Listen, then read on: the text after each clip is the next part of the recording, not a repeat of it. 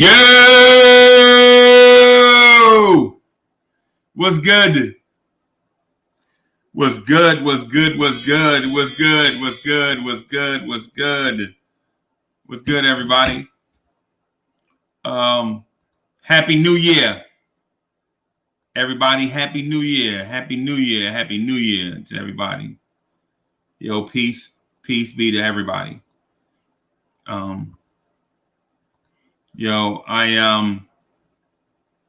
I'm jumping on, kind of excited, but kind of frustrated at the same time. And y'all can imagine why. Y'all can imagine why. So let me do a little something here.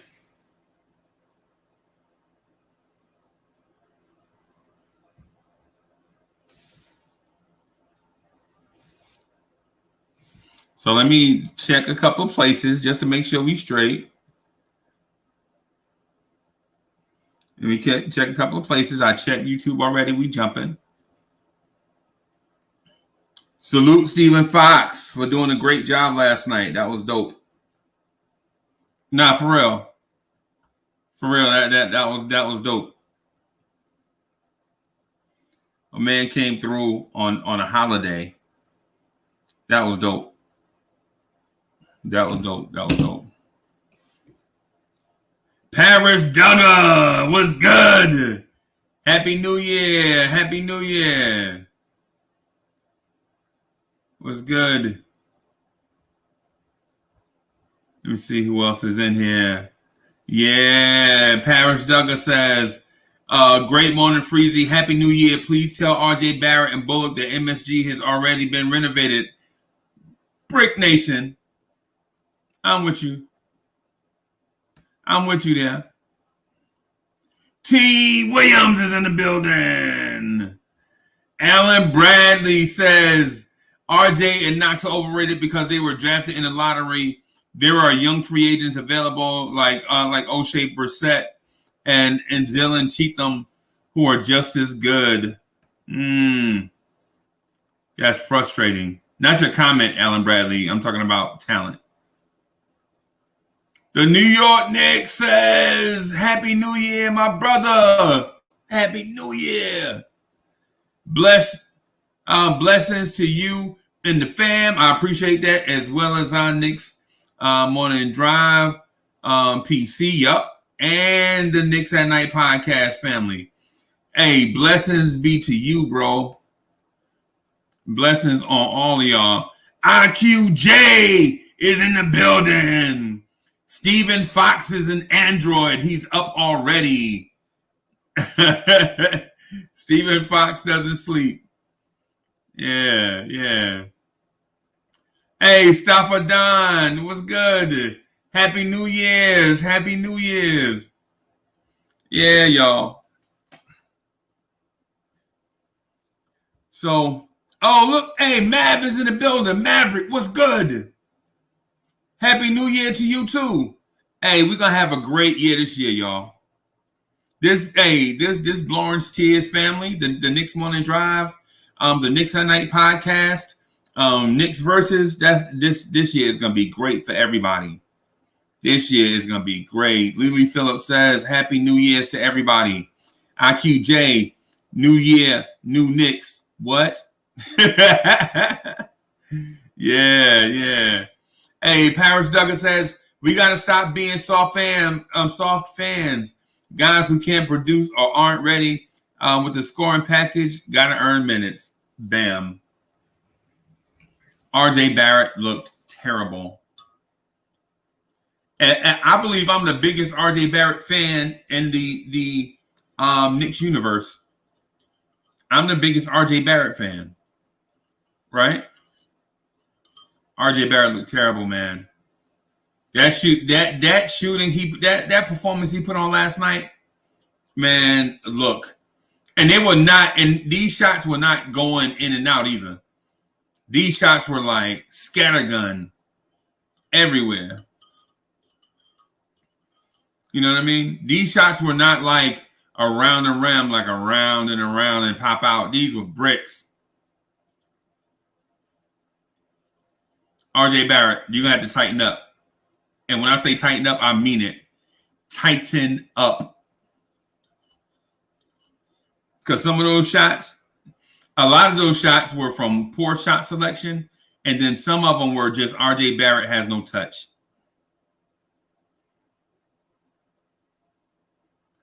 The Prince is in the building. What's good?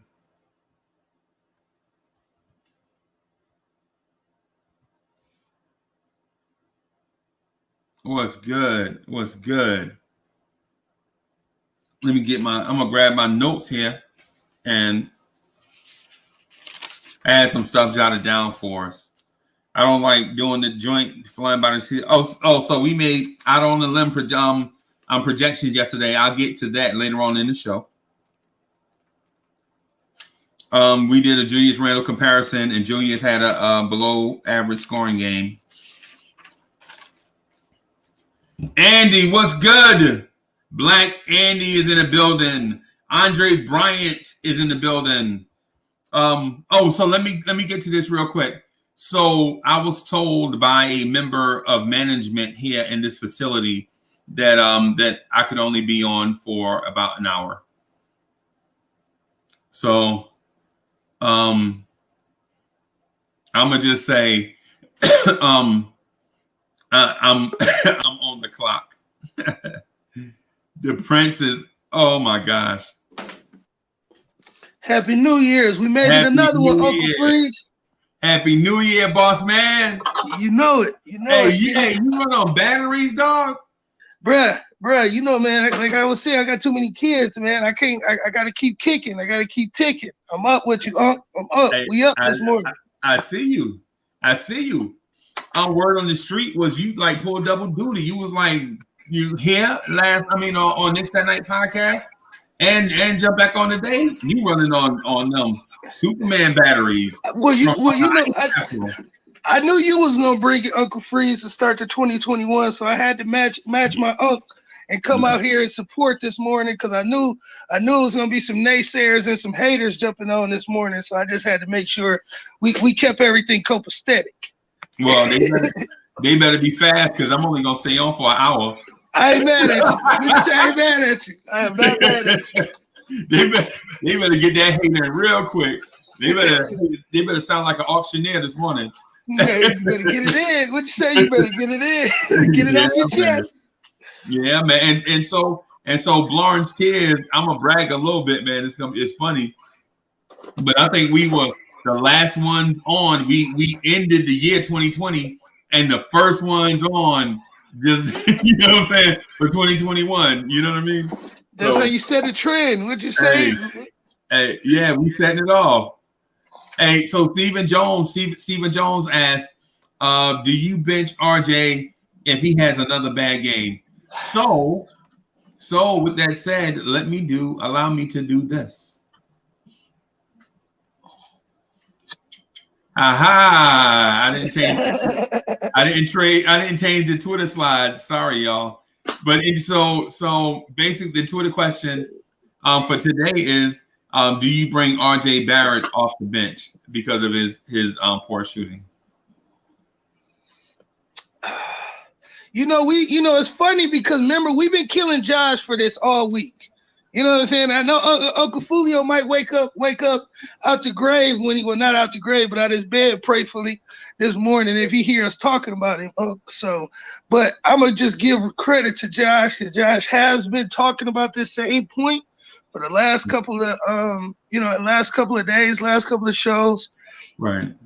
And honestly, with that being said, I don't really know if benching him is truly it, because Uncle, you said it earlier before I jumped on, it's like, I'm not saying like he aiming his shots, but it's like, like you said, there is no touch, you know what I'm saying, to his jump shots.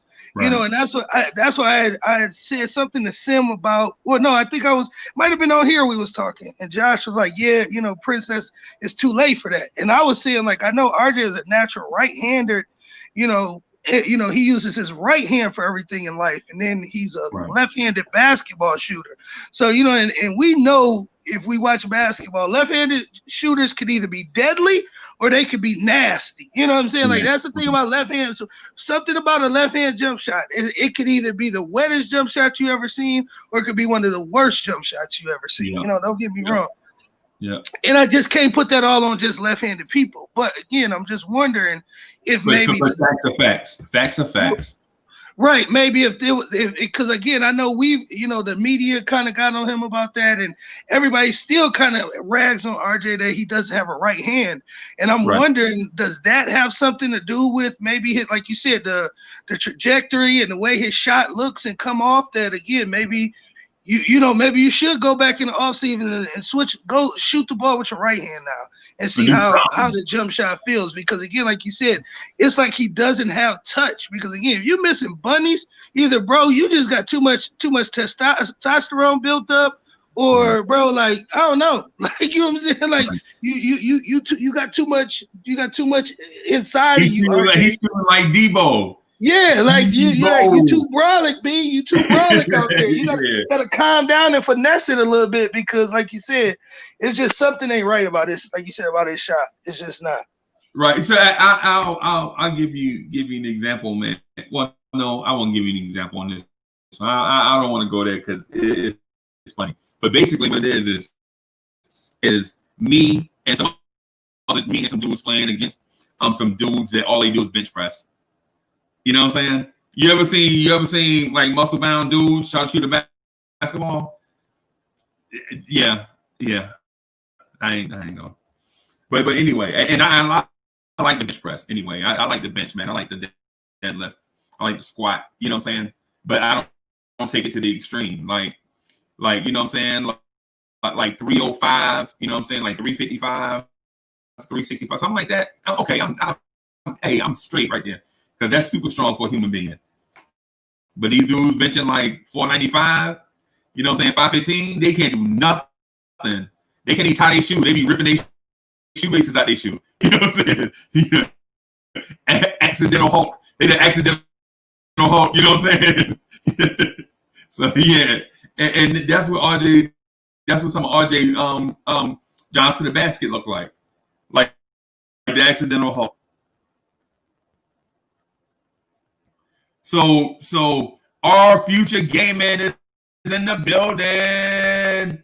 CH is in the building. What's good? IQJ says, that's like expecting to win off DeMar DeRozan jump. Hey, I think DeMar DeRozan is better than RJ. DeMar DeRozan will at least. I'm with you, Freeze. You finish eating. Yeah, I'm with you. Yeah.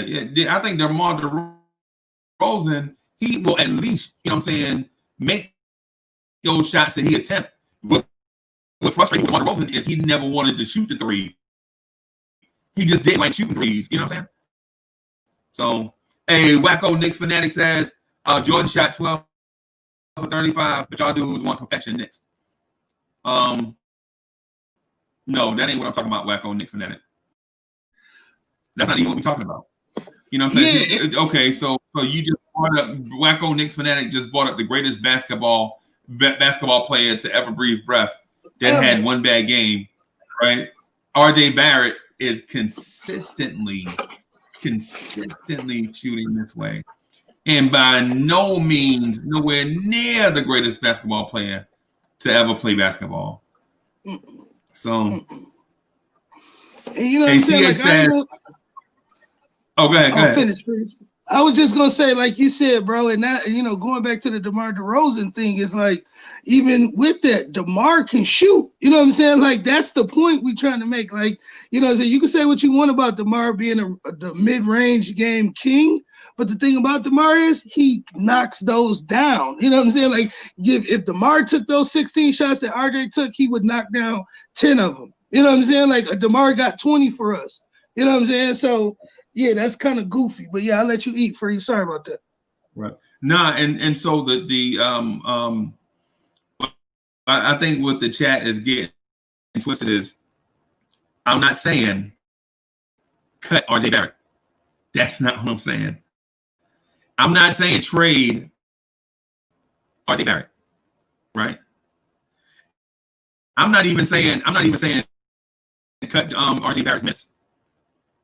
What I'm saying is say Jordan headed to the rim. I mean, RJ headed to the rim against the Prince, right? You know what I'm saying? He don't have to throw a wild shot against the Prince. He's got to figure out a way to finish over the Prince. That, you know what I'm saying? That's what I mean. Like, you don't have to throw every shot. Doesn't have to be a highlight film. Mm-hmm. What about fundamental stuff? You know what I'm saying? Just get to your fundamental stuff. Joe Madden had said something. He had, you know what I'm saying, put out an indictment on Knox, or it could have been some other, it might have been Chuck, but was saying basically he can't finish, you know, at the rim. And I'm like, well, shoot, what is we saying about RJ now then? Because RJ's having a ferocious time trying to finish at the rim. So, like you said, Freeze, you ain't never lied. Like that, like his layup package is you know, obsolete. Like RJ don't have a layup package, you know, at all. Right. And so you're comparing, like, so the thing is with Knox and RJ, it's like two different dudes. Like, one is a finesse dude. Like, Knox is a finesse guy. You know what I'm saying? Finishing at the basket. That's why a lot of times his balls will get tipped away or he'll get bumped and then like flail or whatever. RJ is the opposite. RJ is trying to strong arm you, you know what I'm saying? And trying to muscle you, you know what I'm saying? And a lot of times, so my thing is this. I'll be okay with RJ Barrett not being able to shoot the three if he can finish at the basket.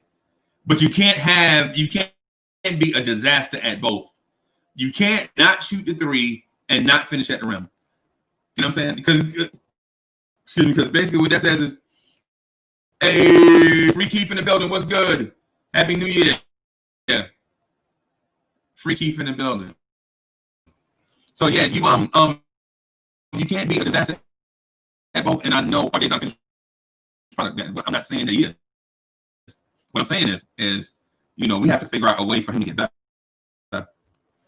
You know, if that had been Kevin Knox shooting like that, oh boy, oh my gosh, send him to the G League. He's trash. Yep. We need to trade him with yesterday's trash. Like, bro, they would be killing Kevin right now if he wasn't knocking down the threes that he is. And then we still don't want to give him the credit that he deserves right now. Like, he's shooting. He outside of Alec Burke and Julius, he's probably having the best shooting performance of all Knicks. Like, you know, outside of Frank Ntilikina's, you know what I'm saying, his little small stuff.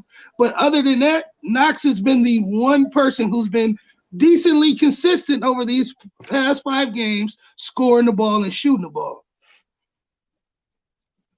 You said who? Knox. Oh yeah, Knox actually. He did the pressers, like the pregame, before the season, right? Mm-hmm. When they were doing all those little pressers or whatever even before the preseason, there was something I saw, like it was just something different I saw about Knox. And I was like, I'm listening to him talk, and he sounded a little bit more like a grown man. Like, all right, cool. You know what I'm saying? Like, but now I'm seeing it kind of reflected in his play. I have to say, like, it's not that I was totally down on Knox, but I was a little bit down on his mental. I thought I was thinking his mental was going to take that developmental time that we were talking, like that 3 to 4 years that Coach Cal was talking about. It wasn't physical development. Like, that dude needed mental development. Like, he needed to grow up. Yes. He needed to grow up. And I'm seeing it dribble. And I'm thinking like, that Kenny Payne, I think is a bigger blessing than we realize for more cats on that team than we realize. I think we talking about Tibbs and this, that, and the other, and like with Randall, but like I honestly feel Kenny Payne is the dude like we should probably be shaking hands with. Like, I think he's and I'm sure not him by himself, but I'm talking about like why he was brought over. Yo, the dude is doing. Yeah, I think he's really working for his bread, yo. Oh yeah. It's funny. It's funny that you say that, Free Keith, because I know, and I think we talked about that on here, because the pecking order is Johnny Bryant, Woodson, and which then I thought was weird, but yeah, right. But I was thinking, like you said, when you think about it as the true brain trust, like I think Johnny Bryant is the young, adaptive mind. You know what I'm saying? Like he's a young guy who's hip on all the new shit. Excuse my language, new stuff. He's cool with the kids because he's about close age as them. But then you got the OG vets who really, you know what I'm saying, really know they skit. And like you said, I was thinking about that from the standpoint for RJ, but from looking at it from Knox, because I'm like, I know Kenny knows the plays that they ran in Kentucky that unleashed Knox. You know what I'm saying? Like those curls and all of that. So I'm like, I know he's going to eventually go to, you know what I'm saying, go to Tibbs, or he's probably already went to Tibbs. Like, hey, bro, yeah, these are the plays that we can run that's Knox gonna get you a bucket. Like, I don't care what you say, we run this play. He 68%. He probably did that. He probably did that in the interview. That's probably what got him hired.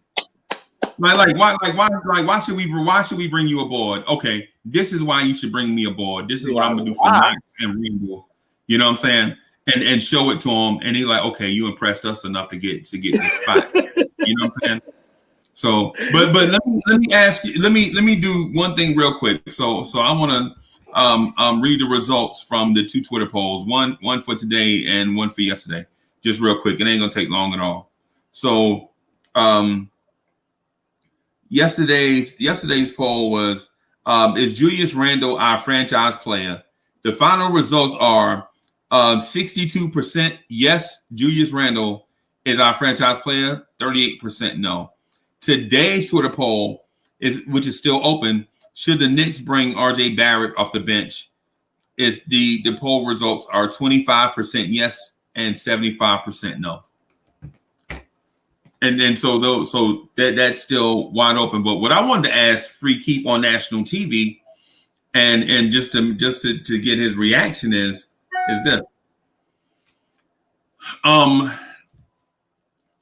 Do you believe RJ Barrett is feeling the sophomore pressure of another hot shot rookie or two coming in, which is forcing him to press, kind of what Knox did when RJ Barrett came in and what Frank did when Kevin Knox came in? Do you believe that the sophomore season is causing him to press because of hot shot rookies coming in?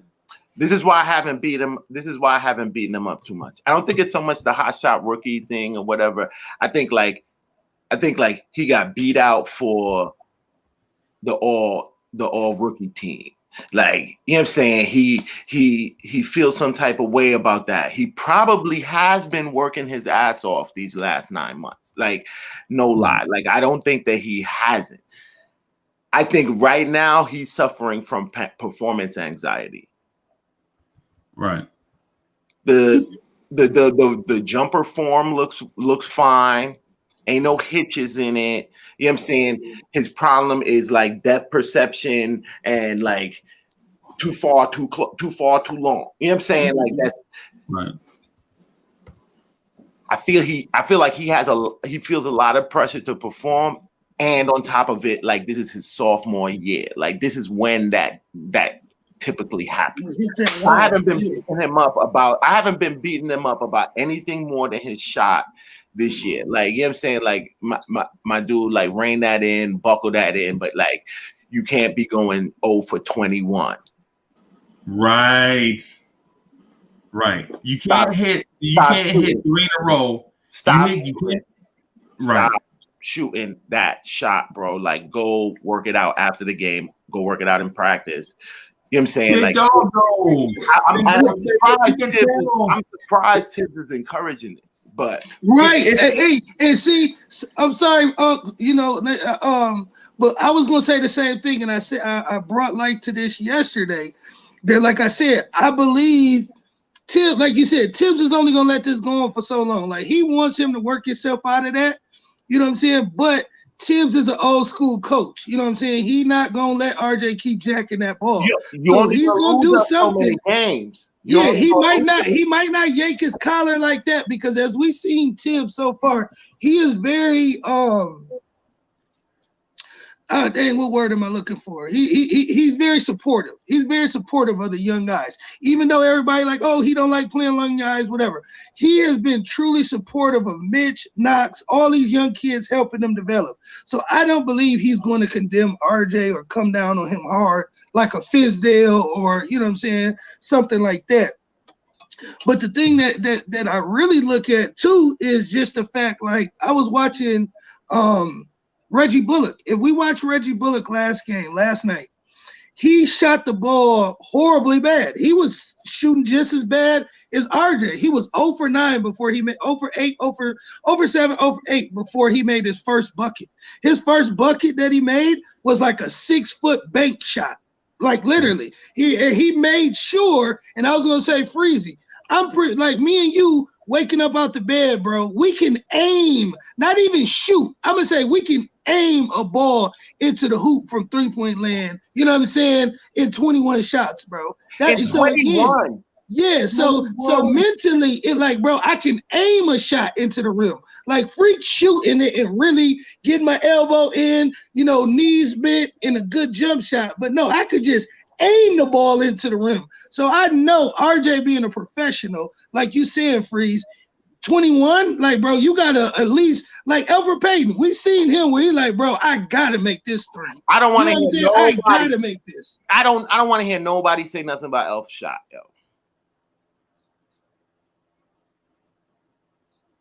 Because when it counted for Keith, he made them. You know what I'm saying? Like, and he didn't make them consistently. But again, you know what I'm saying? Like somebody who we said we know is a horrible shooter, Elfrid Payton. If he can change his trajectory of his jump shot and he start making some of them, RJ gonna have to start making some of them. I'm with Keith on this. I don't care nothing about Elfrid Payton. But yeah, let me do the Kaiser Sauces in the building. Payback Carter. I see you, White Falcon. What's good? Hey, Keyshawn B, what's good? I see you.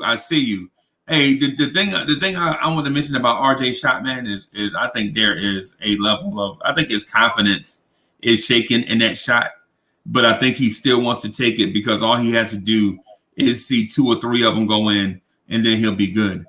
Kind of like a Kobe. Like Kobe can miss 7 in a row, but if he make 1, he's straight. I honestly think he's being told to take them. Yeah, he is. I think he's being told to take them. Like, and so I understand it for now. Like, I guess I'll back off Tibbs, and I understand it for now because, like, again, everything is truncated, preseason, no summer league. You know what I'm saying? So some of this stuff got to work itself out during the season. So I could see him probably like, yo, like, I don't want to break his confidence.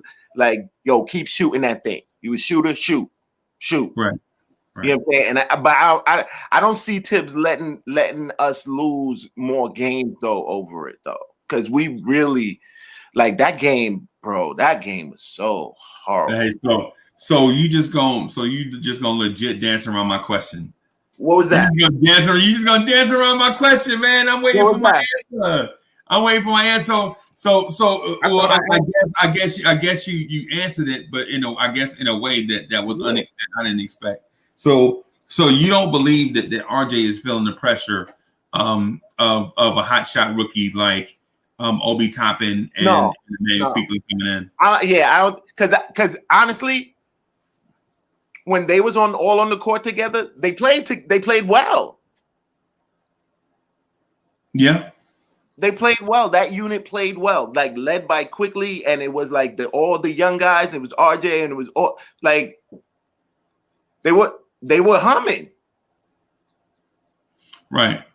So I don't think it's specifically that. I think he feels a lot generally, a lot of general pressure to perform. Like he wants to be better than he is. Right. So in a weird way, man, I feel like it's the pressure to turn the franchise around. It's the pressure of becoming the player that you eventually want to, the player that you see yourself being in 10 years, and then not being on that pace. You know what I'm saying? Like with me, Like for instance, so I got sick this one time, and I wanted to get my bench press back up to 305, and I was just like doing all these things, and I was like stuck at like 185. And I'm like, yo, I'm too big a person to be stuck at 185. What's going on? You know what I'm saying?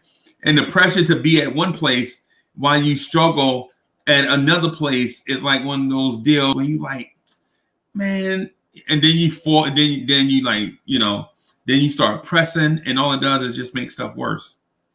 You know what I mean? That's what that's what I think RJ is going through, especially if Emmanuel Quickly and Obi Toppin turn out to be something. Now RJ Barrett is down in the pecking order. Well, that's another, but that's a cross that bridge when you get there kind of thing. Like, I think currently, right on the ground right now, he is battling. Like, he wants everybody to know he's good.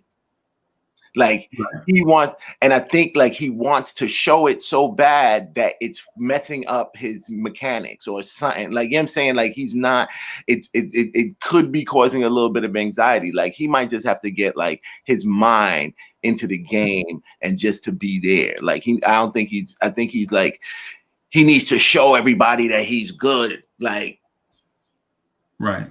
He got something to prove. I think like that's taking up too much mental space. Right. So that's the thing I'm getting at because I don't think it's because of the young guys though. Like, I don't think like it's like they're providing that pressure for him. I think he has that generally. He was a number 3 pick. People keep reminding him of that. Right.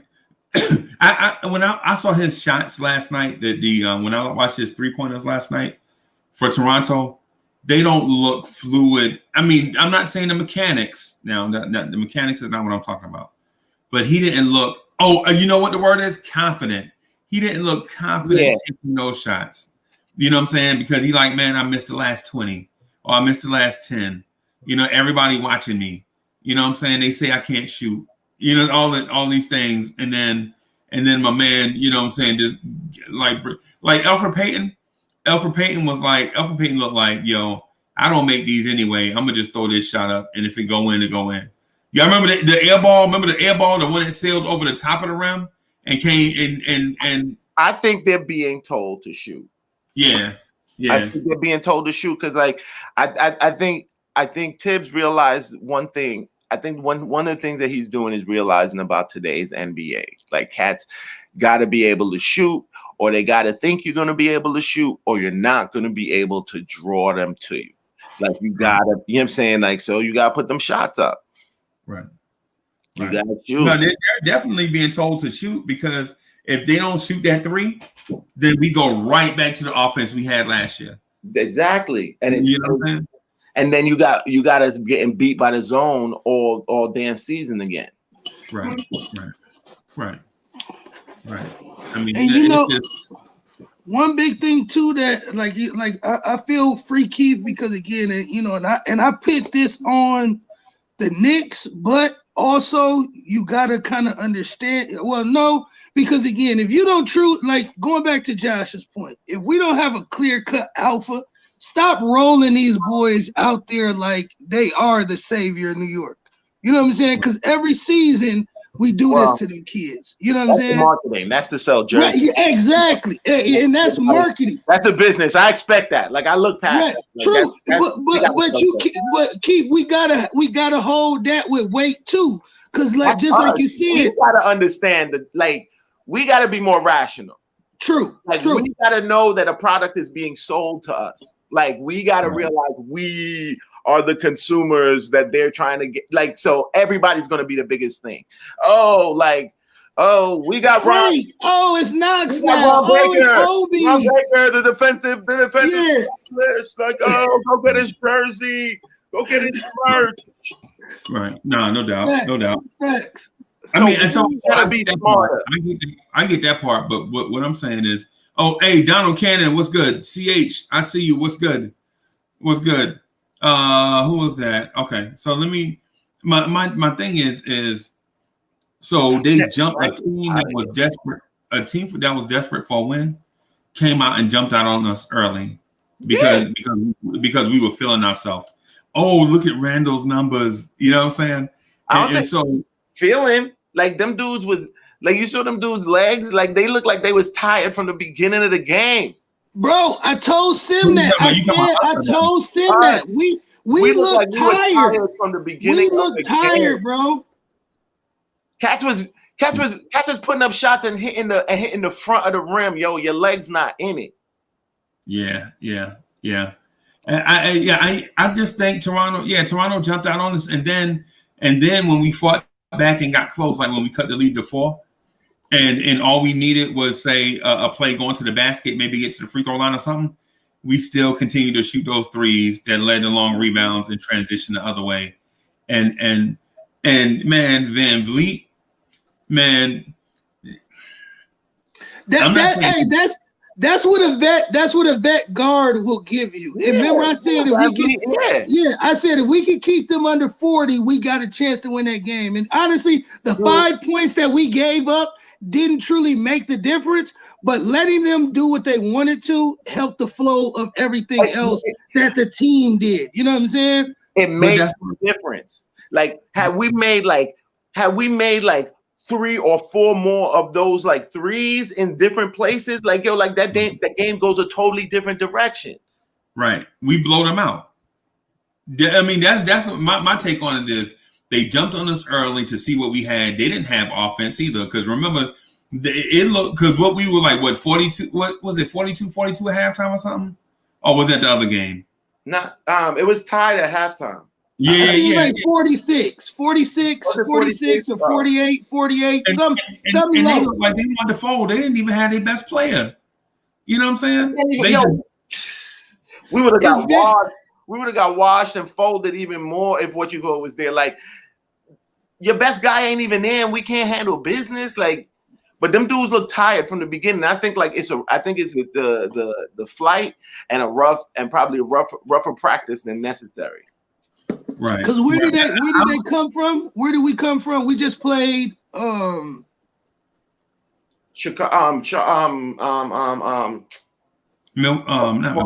Cleveland. We was in Cleveland, right? Yeah, we was in Cleveland. That's right. We was in Cleveland. Then we went. Yeah, that's like a 2-3 hour flight, 2 hour flight, 3 hour flight. But they look spent, like they look tired. I said that. I watched Julius, like you could tell, like he ran to the locker room in the second before halftime. Like he was spent. And again, playing MVP basketball for the Knicks, you gonna be spent. So again, I understand why. And a whole lot of minutes. Remember too now, these cats playing a whole. But I think if the Knicks hit some shots, like you know how in boxing where the challenger come out and put them paws on the champ early, and you like, oh, we might have a fight tonight, and then the champ wash him in the second round. That's what I think was gonna happen for the Knicks. Like the Raptors legit came out. They hadn't won a game all year, and they could have easily folded in this game, right? But they got real. You're not folding to the I'm a Knicks fan, but like like for real, if I'm being serious, like if I'm on another team, like ain't no way in the world I'm losing to the Knicks. That's what's in my mind. Well, I'm gonna tell you that's what's in my mind. Like that's why the next game the Bucks played, they blew out Miami by 50 because they lost to the Knicks, right, by a dub, right. But my point though is this: Toronto didn't amaze you with some kind of offensive scheme. They was just throwing up bricks and then kicking out offensive rebounds to Fred VanVleet and Kyle Lowry. Exactly, and that's what killed us. Amazing. That's what killed us. Come on, man. OG Anunoby and Chris Boucher shooting threes.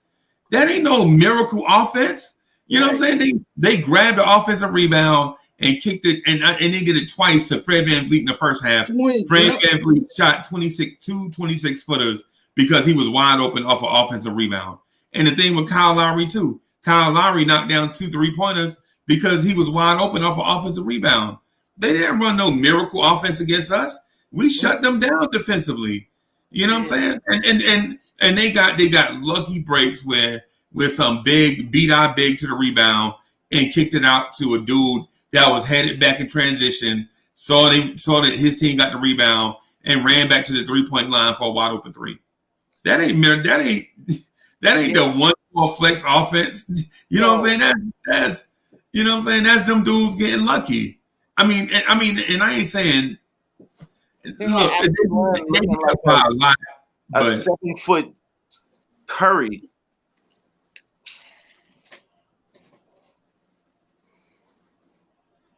I'm just Hey, so Kaiser Sose said, yeah, they just outworked us. Like those offensive rebounds. I mean, okay, so they outworked us, but it ain't like they came out like their roster was superior, and you know what I'm saying, and Nick Nurse outcoached. Definitely not. Like, right, and that's the thing about it. Like, I can't call no holds. Like, these guys, they just had better players. Like, nah, we should have won that game. Yeah, and we should have won that game. Did you see the Florida Fred VanVleet hit over Mitchell Robinson? That was so lucky. He threw that thing in the stratosphere, and it came down to but net. Son, that couldn't be stopped. You saw how high he floated that? Yeah, I saw it. That's what I'm saying. I was like, yo, he a pro. He's a pro. Like that's why he got a chip. Like, you know what I'm saying? Yeah, touche. You're right. Right. And so, but man, players never hit that. They rarely hit that. That's like a 20% shot, even at like 4 feet away. You throw the ball sky high in the air, and it come down nothing but net. Clyde was like, "Whoa, he hit that," and even VanVleet was like, "Wow, I hit that." You know what I'm saying? I mean, so I know Toronto has a championship pedigree, right? But Serge Ibaka ain't there no more. Mark Gasol ain't there no more. Kawhi Leonard ain't there no more. You know what I'm saying? I'm looking at Mitch and Noel crazy right now. Yeah. Well, hey, and Noel too. I need to see more from him, man. Much more. I need to. Yo, my man is like 6'10", like 200 pounds. You know what I'm saying? Like he's smaller than Knox. I mean, come on. And you're a center? Yo, come on, man. I mean, I'm not for sure what's going on there.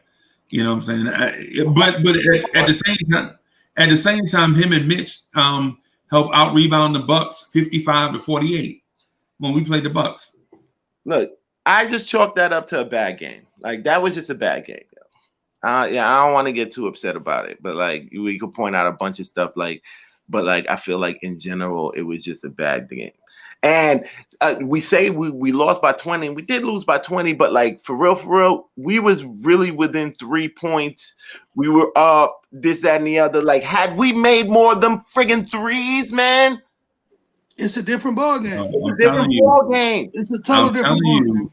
That's and if y'all remember back to the fourth quarter when we had to lead at 6, I mean they had to lead at 6, right? Bro, we take a 3. And if we make it, the lead is 3, but we miss. They come down and make it, the lead is 9. Mm-hmm. You know what I'm saying? And that's when it started ballooning on us. After that, it ballooned on us. Yeah, it got out of control. That's what I'm saying about that 3 ball. We take one and miss it. They go down and take one and make it. And see, that's the difference. You know what I'm saying? With Freeze, like you hit it on the head. And honestly, this is a testament to the young Thibodeau crew. Is that again? You made these cats low key have to have come out their bag. Like what I'm saying. You made 2 vets have to really get in their bag to pull out this win because low key VanVleet wasn't having that great of a game. And then, like you said, if it wasn't for them crazy second chance points. Dog was shooting the ball horribly against us. So again, if that first miss, we get a rebound, that possession's done. You know what I'm saying? But like you said, when they tip it out, Bouchard getting rebounds and you know what I'm saying? Like that's when it started getting nasty. But again, like OG said, if we stop some of those runs with our own buckets, that's where like with RJ and like in the beginning, free keep, we ain't gonna move the needle, but earlier, everybody was talking crazy to me and Uncle Freeze. Well, not everybody. A couple people were saying that, we was crazy for, they said DeRozan. Oh, now we want DeRozan type basketball. Like DeRozan can get you a bucket when you need a stop. Like in the NBA, It's like Uncle Freeze said. It's a time in possessional basketball where you just need a bucket to stop the bleeding.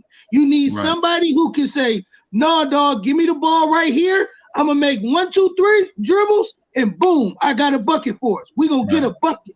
You know what I'm saying? And DeRozan could do that. We ain't talking about him now, but I'm just saying in comparison to an RJ right now. Bro, RJ couldn't go get us a bucket. We couldn't get a bucket. Yeah. Like RJ, if you're gonna be the man, be the man. But the man requires some things, bro. Like I need you to be able to go to that bucket and get that bucket. Get that bucket when we need a bucket.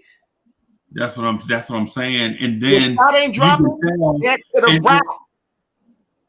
And finish. But like Uncle Freeze said earlier, but you gotta finish. But here's the thing: when RJ Barrett came out and started shooting the ball bad again against his hometown team, you could tell he was dejected because those cuts to the basket that Julius Randle used to hit him on wasn't there no more. Like RJ, why you ain't cutting to the basket with reckless abandon? What's happening? You know what I'm saying? I was just thinking about that earlier too, Freeze. You know, like you should Randle can't score because a kid having a bad shooting game put his head down, and now it affected other 4 players on the court. It's like having Frank out there. You know what I'm saying? Or last year's Knox. You know what I mean? Or it's like having Mitch out there. Mitch ain't never looking to score except for a lob or offensive rebound. You know what I'm saying? So I mean, I'm not trying to blame RJ for everything, but for this loss against the Toronto Raptors on the road, I'm blaming RJ Barrett. Because if RJ would have played his normal game, even if Bullock and Payton had whack shooting games, RJ Barrett still would have been in his bag. And then you couple that with Kevin Knox stepping up, we still would have at least been in the game. I'm not saying we'd have won, but at least like that 20 points. That 20 points ain't happening. But in the last like 6 minutes, bro, like we was within 3 points. Right. Yeah. We should have won that game. That was our game to win. That's what I'm saying, dog. That's what I'm saying. Because they offense was legit. Chris Boucher shooting threes out the corner. You ain't supposed to beat us with no mess like that. Y'all got Chris Boucher shooting threes against us. That's disrespectful. That's disrespectful and nasty.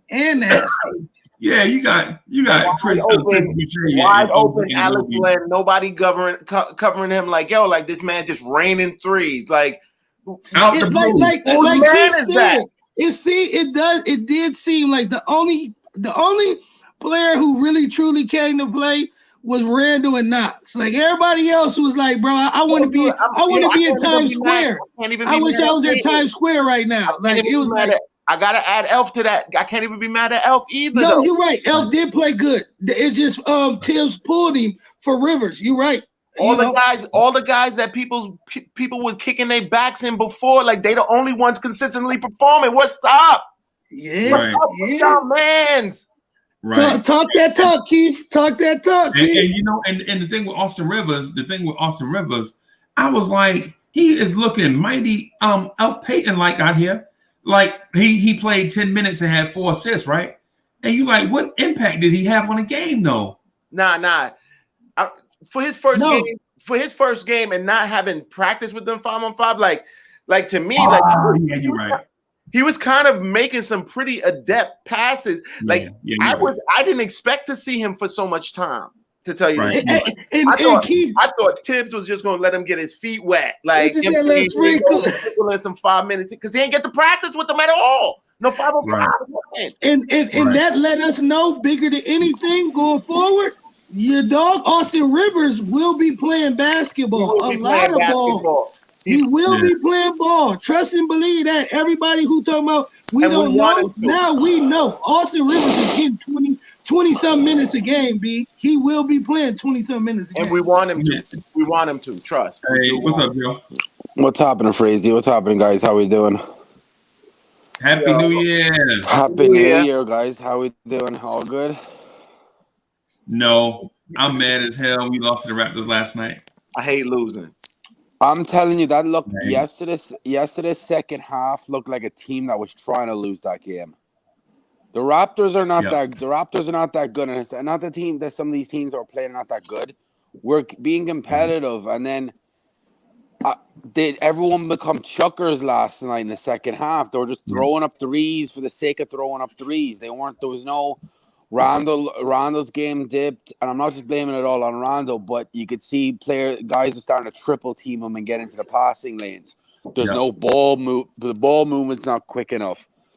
It's just It was a mess, and Toronto weren't even that much better. I'm blaming it on RJ. I'm blaming it on RJ. RJ he wasn't cutting to the basket hard last night like he usually do, man. I mean, so and then you saw for a fact they were running so tired. Yeah, they played. Was it RJ played what 38, 39 minutes? Randall played nearly 40 minutes again. And I don't know. Is Randall? Did he tear something yet last night, or was it just cramps or what? You need him in. You ever got hit in your muscle with like somebody hit you in your muscle? Yeah. Okay. He caught one of them joints real quick. Like he caught one. Oh, when he went down holding his leg, the first time I was thinking ACL, I was like, oh god. Nah, he got kneed in the thigh. He caught that little. He got that little cramp from that. You know what it is? Like your the knuckle joint. But man, they're getting gassed out down the stretch, and it was and Toronto were not that much better. Like we were killing them in the paint. And they stopped going to the paint. Well, Joe, we just got done talking. I don't know if you heard us, but you got to respect them two veteran savvy guards, bro. Like, them dudes, you know what I'm saying? Van Vliet, even though he wasn't shooting well, he still, tried to find a way to help his team win. You know what I'm saying? That's why, like Mike Green said, Mike Green said, that's why you pay him $85 million. Like, you know what I'm saying? Like, he still, even with a horrible shooting night, he came up with 25 points and found a way to help his team win. Lowry, old school vet, but still came up with 20 points and found out a way to help his team win. So again, we can't just be like, oh, they was trash, and we played down. I believe, like they said, that when you back a hurt animal into the corner, they're gonna strike. So again, the what they call him, Barney was hurt. We backed him into a corner, and Barney came out swinging like he was a Raptor. Yeah, it wasn't Barney no more. He was a Raptor. Why Jordan Randall? Randall is never pedestrian. He has not been pedestrian in any one of these games since the preseason. Stop hating. Right. And so why can't we also acknowledge that they just got to 50-50 balls quicker than us? Like when both, there were some things. You know what? Maybe they were just fresher. I really believe. We both started sloppy. They got better. They got warm. They got better. We did not. Yeah.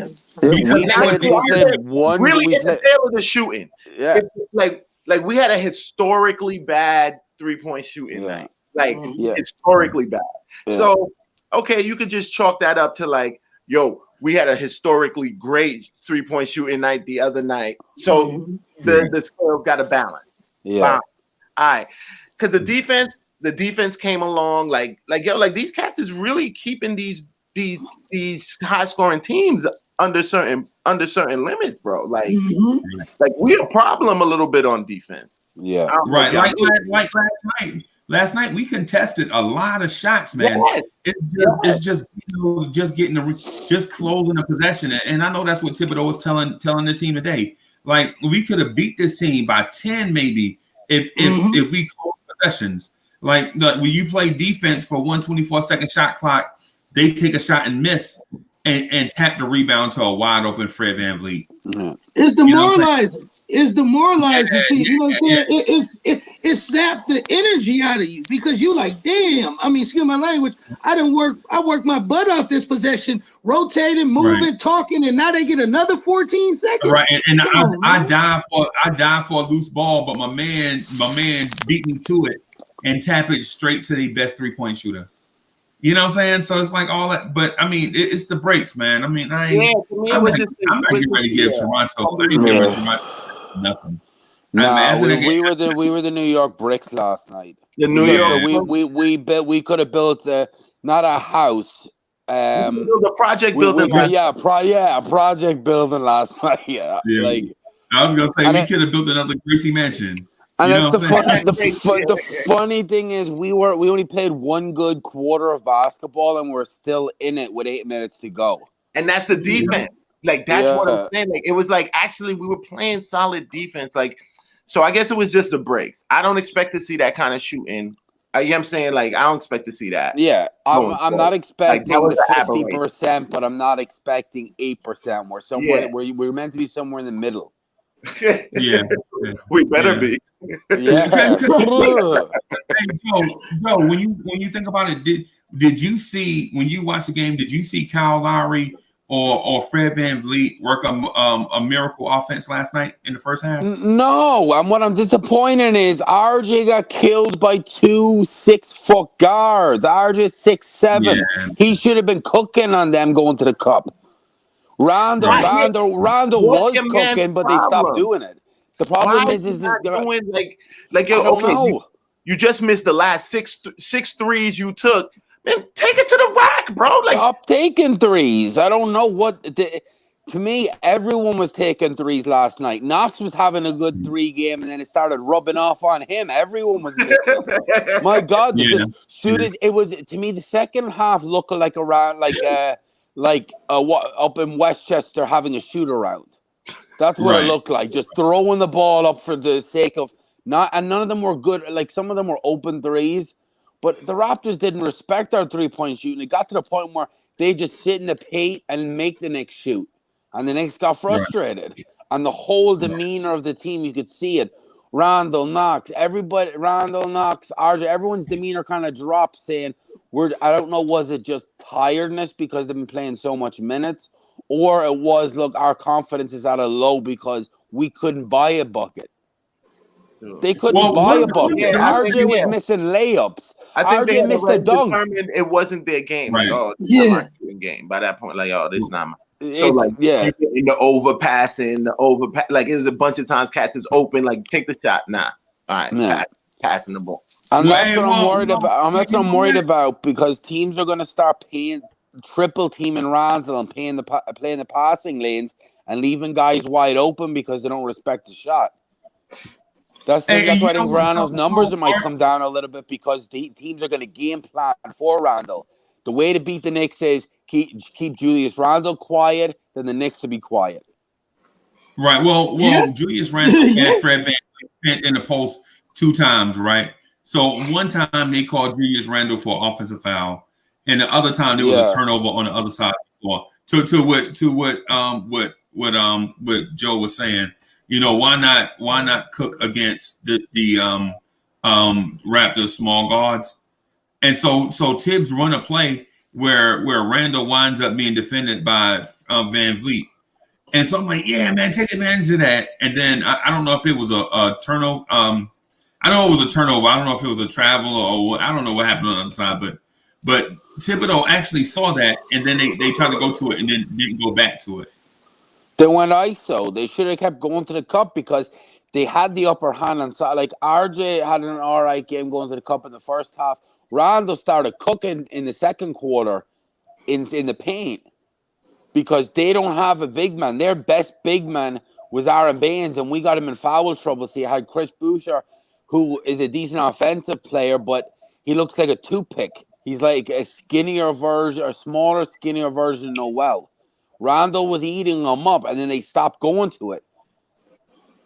I don't know, was it that they seen Toronto was throwing the zone, so they got kind of were trying other ways to get around the zone because as soon as the ball was getting to Randall and around the paint, Randall was getting triple teamed, and then the passing lanes were being cut off.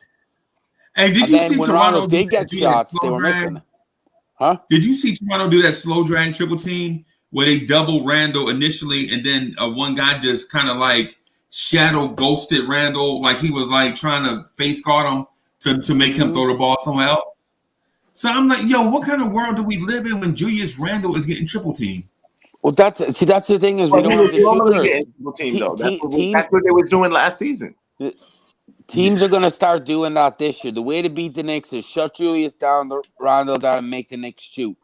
And that's why I've been an advocate. It's either get Randle help or trade the dude, because you're not going to help the dude having him do it on his own.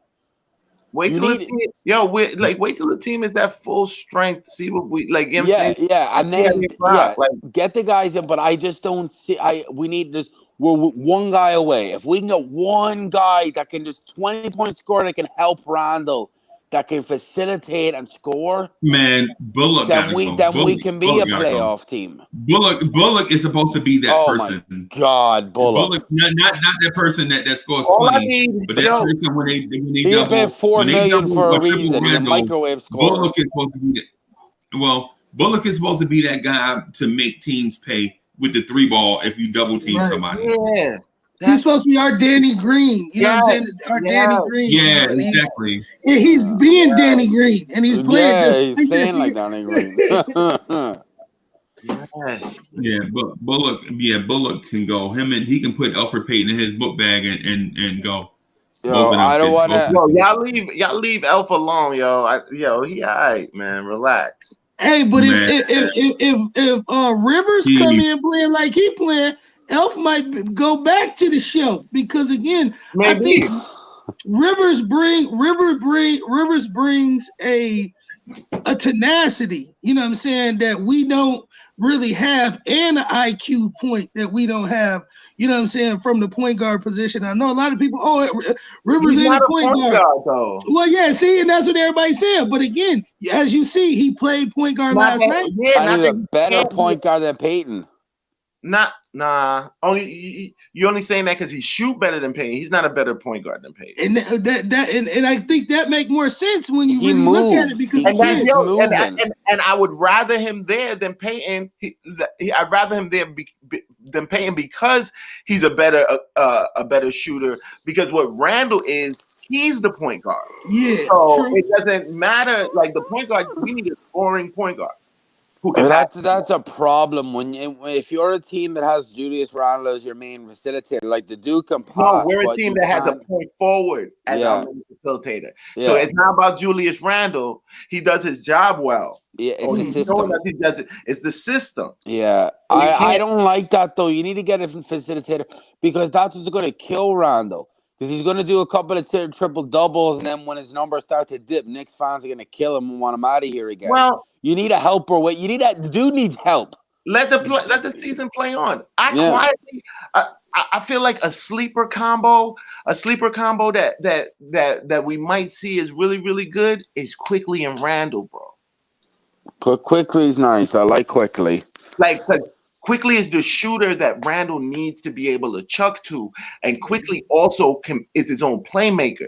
So, like, I feel like their duo might be electric when they get going. I can't see Payton on the floor anymore.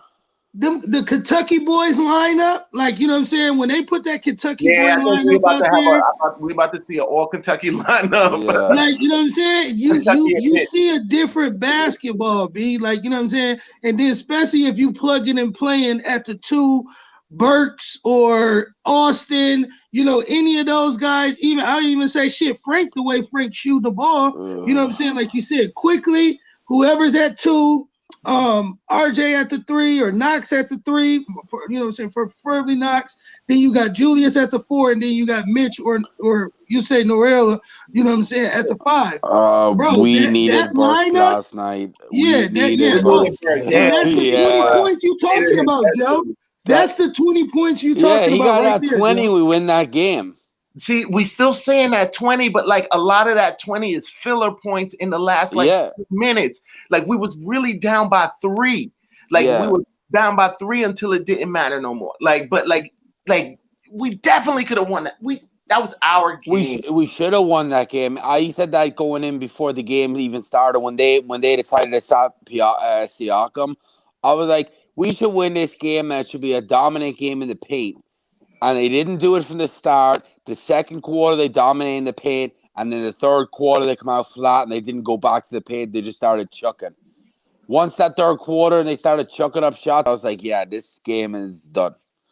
They need to figure out how how can we around to be effective if a shot's not going and he's getting triple teamed and they passing in? How can they get him moving more? And how can they get other guys more involved?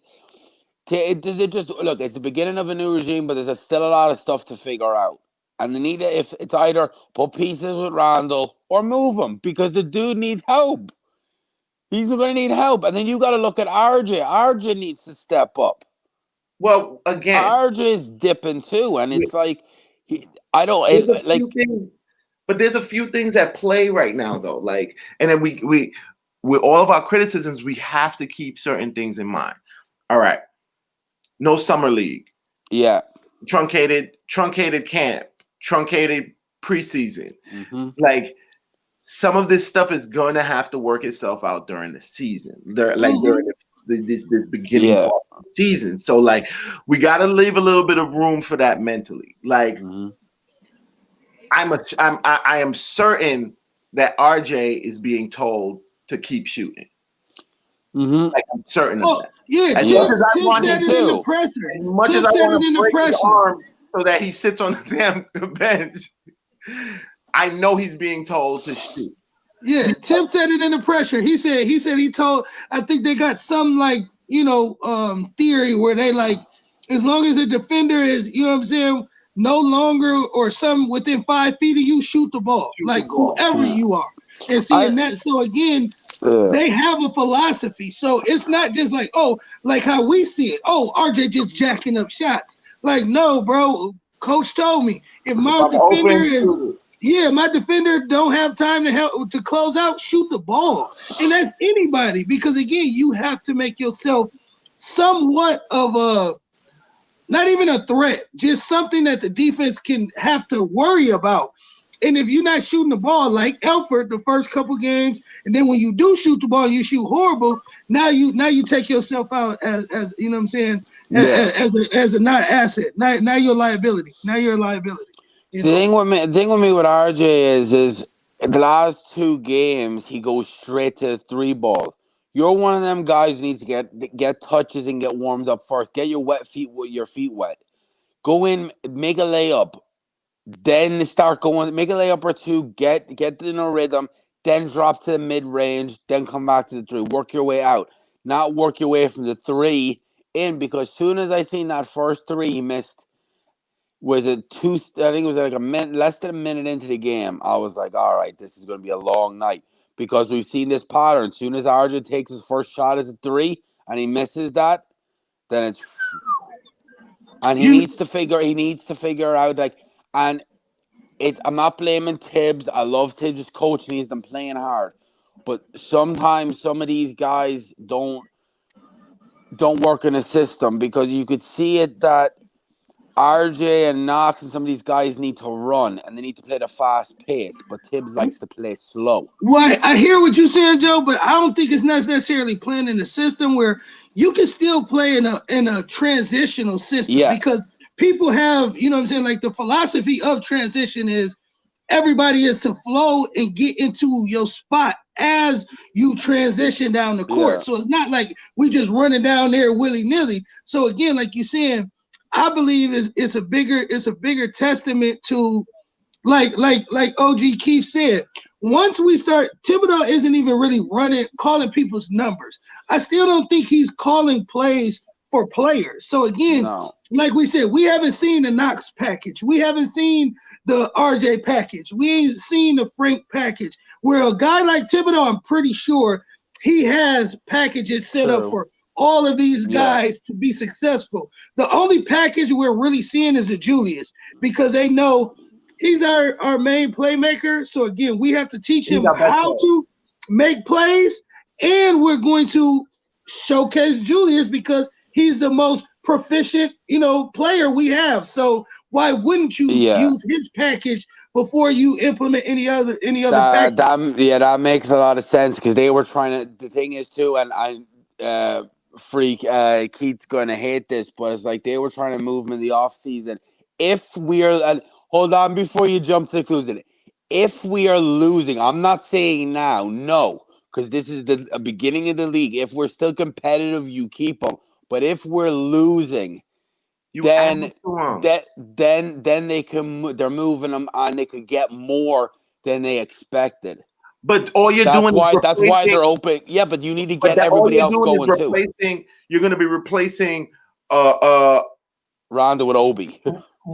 Or not even just Randall with Obi. Like, you're going to trade them and get what? You're going to get a piece that isn't going to be enough and going to need help anyway. So why don't you just get Randall help? Why don't you focus on that? And then this way, because like all you're doing is like recycling that one person that's going to still need other people that need help.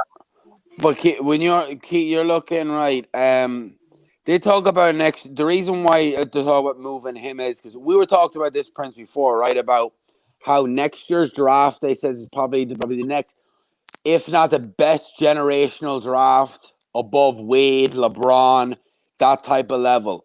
You see the way the Mavericks are playing, we're going to be in the lottery. The way the Mavericks are playing, their pick might be higher than us.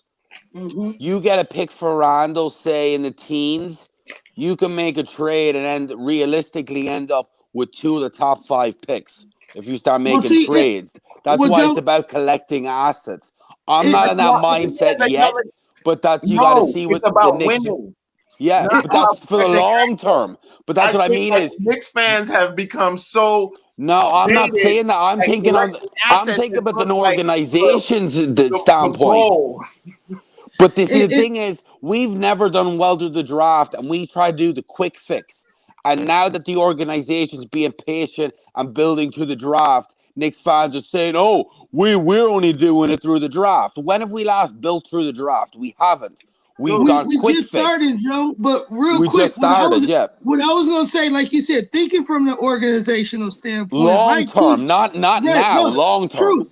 Like Keith is saying, when we thought about it, and we talked about this yesterday, Joe. So we gotta kind of keep our cachet moving forward. We just talked about this. Yeah. Randall's numbers right now, and we know this is only 5 games. Obviously, we seen a different Randall last night. But again, for the money, like Keith said, for the money he's getting paid and the production he's giving us, honestly, we already know there are only a couple teams that would even accept the trade for him. So again, you're talking about, like Keith is saying, you're talking about swapping a so-called young star for another young star or someone who's going to need help. So even the thing is, there'll be 2 of them coming in. I hear you. But you got to think of it. That's from the draft standpoint. When you talk about the trade for Julius, the best you're going to get, to me, would be the only way I would move Julius truly would be to Minnesota for Karl Anthony Towns or to Devin Booker. You know what I'm saying? Which, like Keith saying, you're going to still need help. I'm just telling you the type of production of what you asking for. Yeah. A rookie, none of them kids making $40 million on the season that's not giving you the production that he's giving. Why would you trade him? You fucking. We can't do it, Joe. We can't do it. But yo, if you could turn around right on draft night and you're sitting with like the Mavs have say the 10th pick or whatever, and you have the opportunity to move Julius Randle, if you just drafted say Cade or Suggs or whoever in your top 5, and Evan Mobley sitting right there, and you could go trade the Mavs pick Mitch and Randle, you ain't gonna do that for Evan Mobley for a 7-foot rimmer who can shoot the 3. I'm not giving up that much. Doing this all season? No. Oh, don't get it twisted. I'm not saying if he's doing this all season now. I'm not saying now.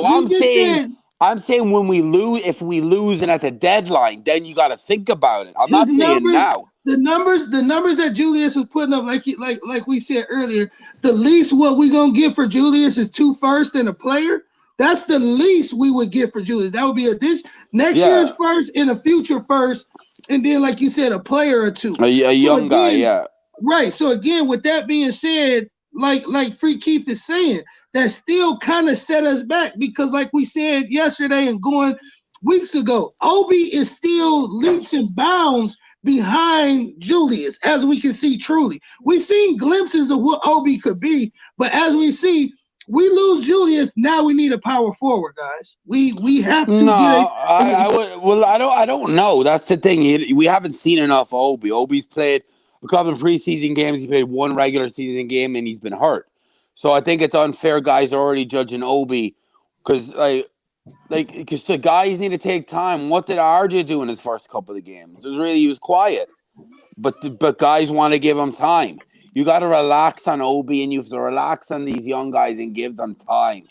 This back in the NBA in the Jordan days and stuff, guys were on the bench for 3-4 years, except Jordan and the top talents. But guys like RJ, Knox, Obi, they'd be on the bench for 2 or 3, even 4 years before they got game time. Even Kobe was on the bench for what, 1.5 years before he got in.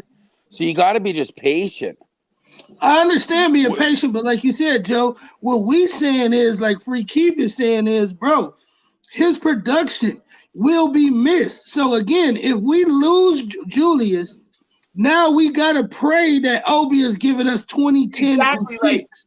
And we look at him like this dude is an old man. Like, yo, like the dude is just coming into his 26. Yeah. He just 26. We got a young star on the cheap. Like, you build around him.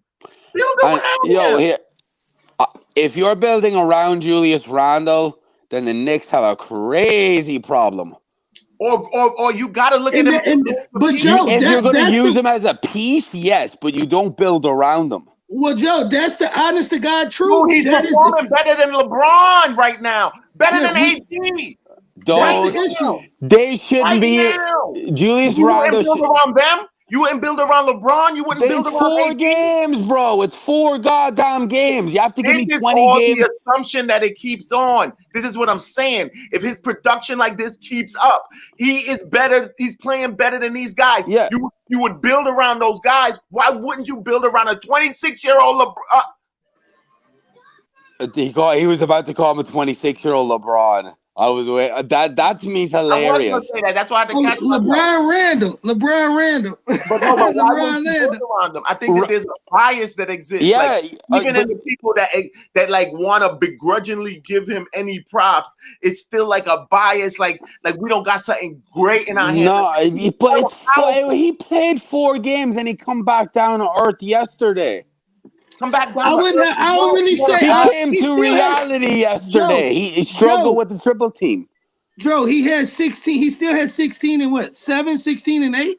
He still had 16. Yeah, and 8. it was a decent game. But what I'm talking about is this: we gotta relax. It's been 4 games.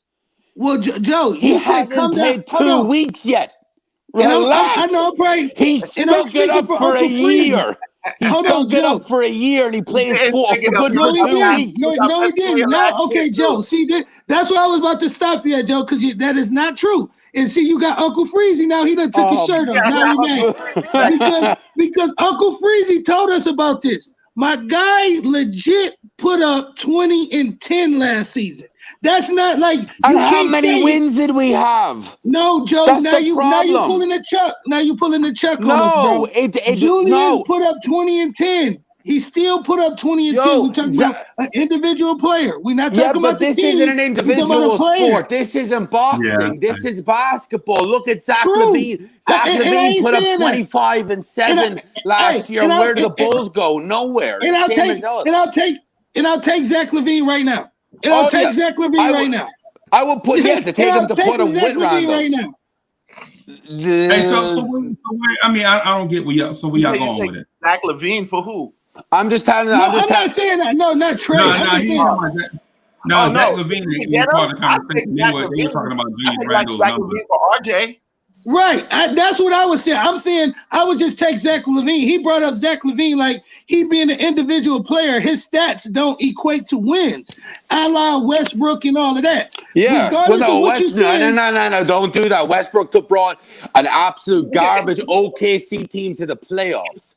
Rondo has never even sniffed the playoffs in his career, and he's here 7 years. But we talking about numbers. We talking about numbers. Numbers don't matter when you're losing. It's a team sport, bro. Teams make it to playoffs. Teams make it to playoffs. Yes, but that's nobody's league with the expectation that he was bringing teams to the playoff by himself. He was on bad teams, bro. Every team. He's been on a bad team. He was on a historic. And he's still on a bad team. And if you're going to keep him, he's still going to be on a bad team. Freezy, what I'm trying to explain to people is that Rondo, we can't jump. Rondo, as we know, was spin on Rondo, wasn't great last year. He played 4 games, and now he's MVP. We need to relax. We need to relax. Nobody's calling those I've seen it in chats where guys are like, "Oh, yeah," like people going crazy. But I'm like, I think calm down. That's more jokes, though. I think you've taken it seriously. Yeah. I got an argument with a guy about putting him because the guy was like, "Oh, he's in the same caliber player as LeBron and AD," and I was like, "Dude, you smoke him." I was like, "He shouldn't be even in the same room as them guys." You know not to follow that up. Yesterday we did the stat comparison. We did the stat comparison with 4 different players, just so that people can put Julius Randle's numbers in perspective. You know what I'm saying? Like our deal was not that he is in the category with the top 3 players in the NBA, right, but the fact that he raised the level of play. That's the reason why we did the comparison. I wasn't calling him LeBron or KD or AD. But what I was doing is trying to show everybody that with a good coach he can improve. But to just to talk to what the Prince said, a dude talked to me one day at work. This was like maybe 10 years ago, right? He was like, "Yo, Shaggy sold more albums than Bob Marley," right? And I was like, "So?" And so he was like, "Well, that must make him better than Bob Marley." And I was like, "Dog, are you crazy? Are you legit saying Shaggy is better than Bob Marley because he sold more albums? Are you crazy?" And so I was telling him, we take stats and numbers to the extreme. We gotta start using common sense. You know, like I talked to a guy on Sim show, Nothing But Knicks. Not Nothing But Knicks, but the Front Stoop last year. He was telling me about quality impacts record sales. Like you don't sell records unless you're quality.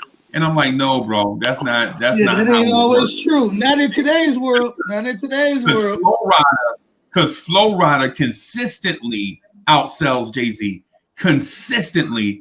Even if they joints drop on the same day, Flow Rider will outsell Jay-Z, right? I haven't heard that name in years. Are you really saying that Flow Rider is better than Jay-Z? No, hell no. You know what I mean? So that's what we have to consider when we start talking about stats and stuff. Like if you can put up all the stats in all these different categories all you want. At the end of the day, the only stat that matters is winning. And basketball is a team sport.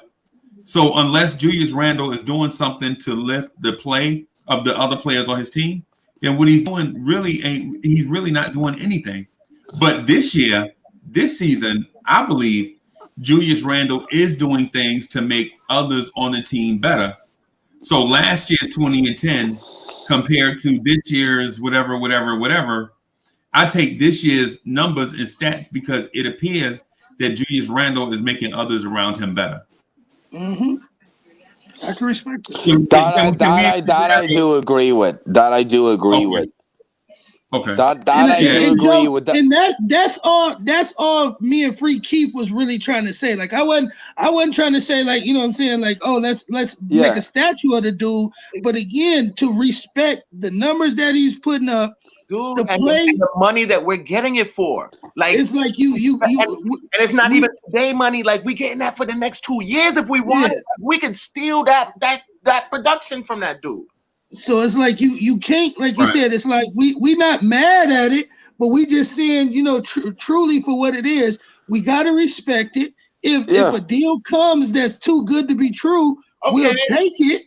But at the time of where we are right now, now you don't move them. Now you don't move them at all. The landscape of the NBA, we legit already know nobody truly wants to wear orange and blue. Like, let's just stop playing there. You know what I'm saying? So, like you said, Joe, even if we do go get five kids in next year's draft, none of them kids are going to come in and help us win tomorrow. None of them. But see, outside of Cade may help the team go a little further, but truly affecting like an NBA professional, no, them kids gonna have to learn just as well, B. They're gonna have to learn just as well. But so that's why you start getting it done now.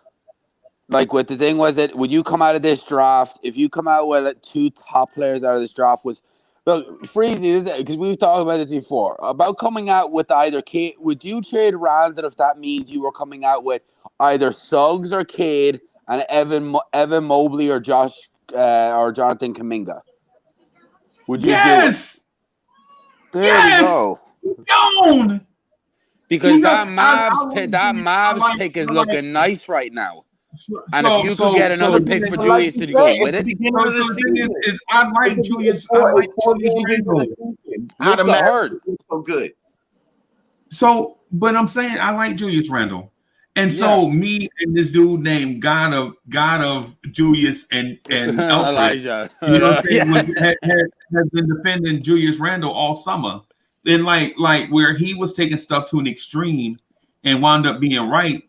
I was just trying to keep things in perspective. Like if say for instance, Julius Randle scored 20 and 10, and I know y'all heard this before. Just be patient with me.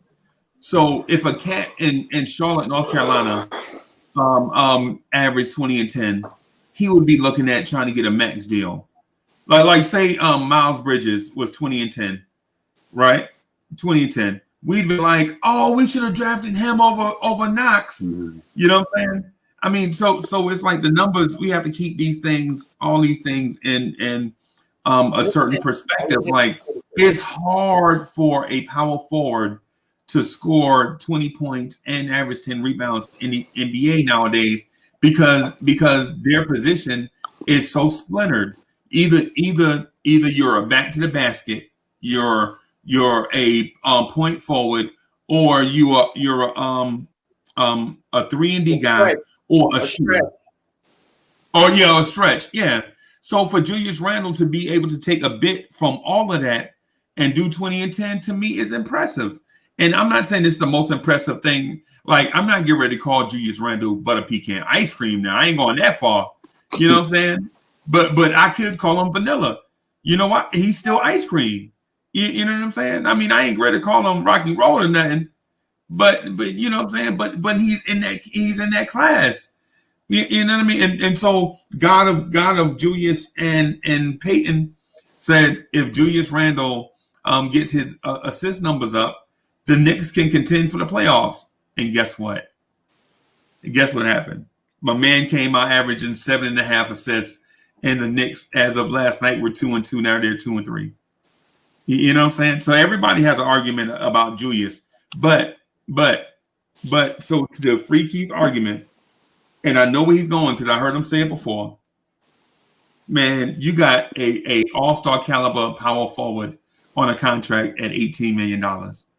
It's hard to find a deal like that. Hard. I know, man. Who's making that production and what are they getting paid around the league? Hard. I know this. Man. Impossible. It's impossible. All-star production, yeah, but the thing is, too, you have that you're playing 20 and 10, just 18 million a year. It's impossible. And 7 rebounds a game and 7 assists a game, impossible. Right. But the only reason why I even considered the trade is because Joe said that I can do 2 things at one time. I can get my point guard of the future and my center of the future in one trade. Plus, I already have Obi Toppin on my roster. So it's like I'm gaining 3 people. We haven't even seen Obi play in the NBA yet. But that's the point. That's the point. That's the point.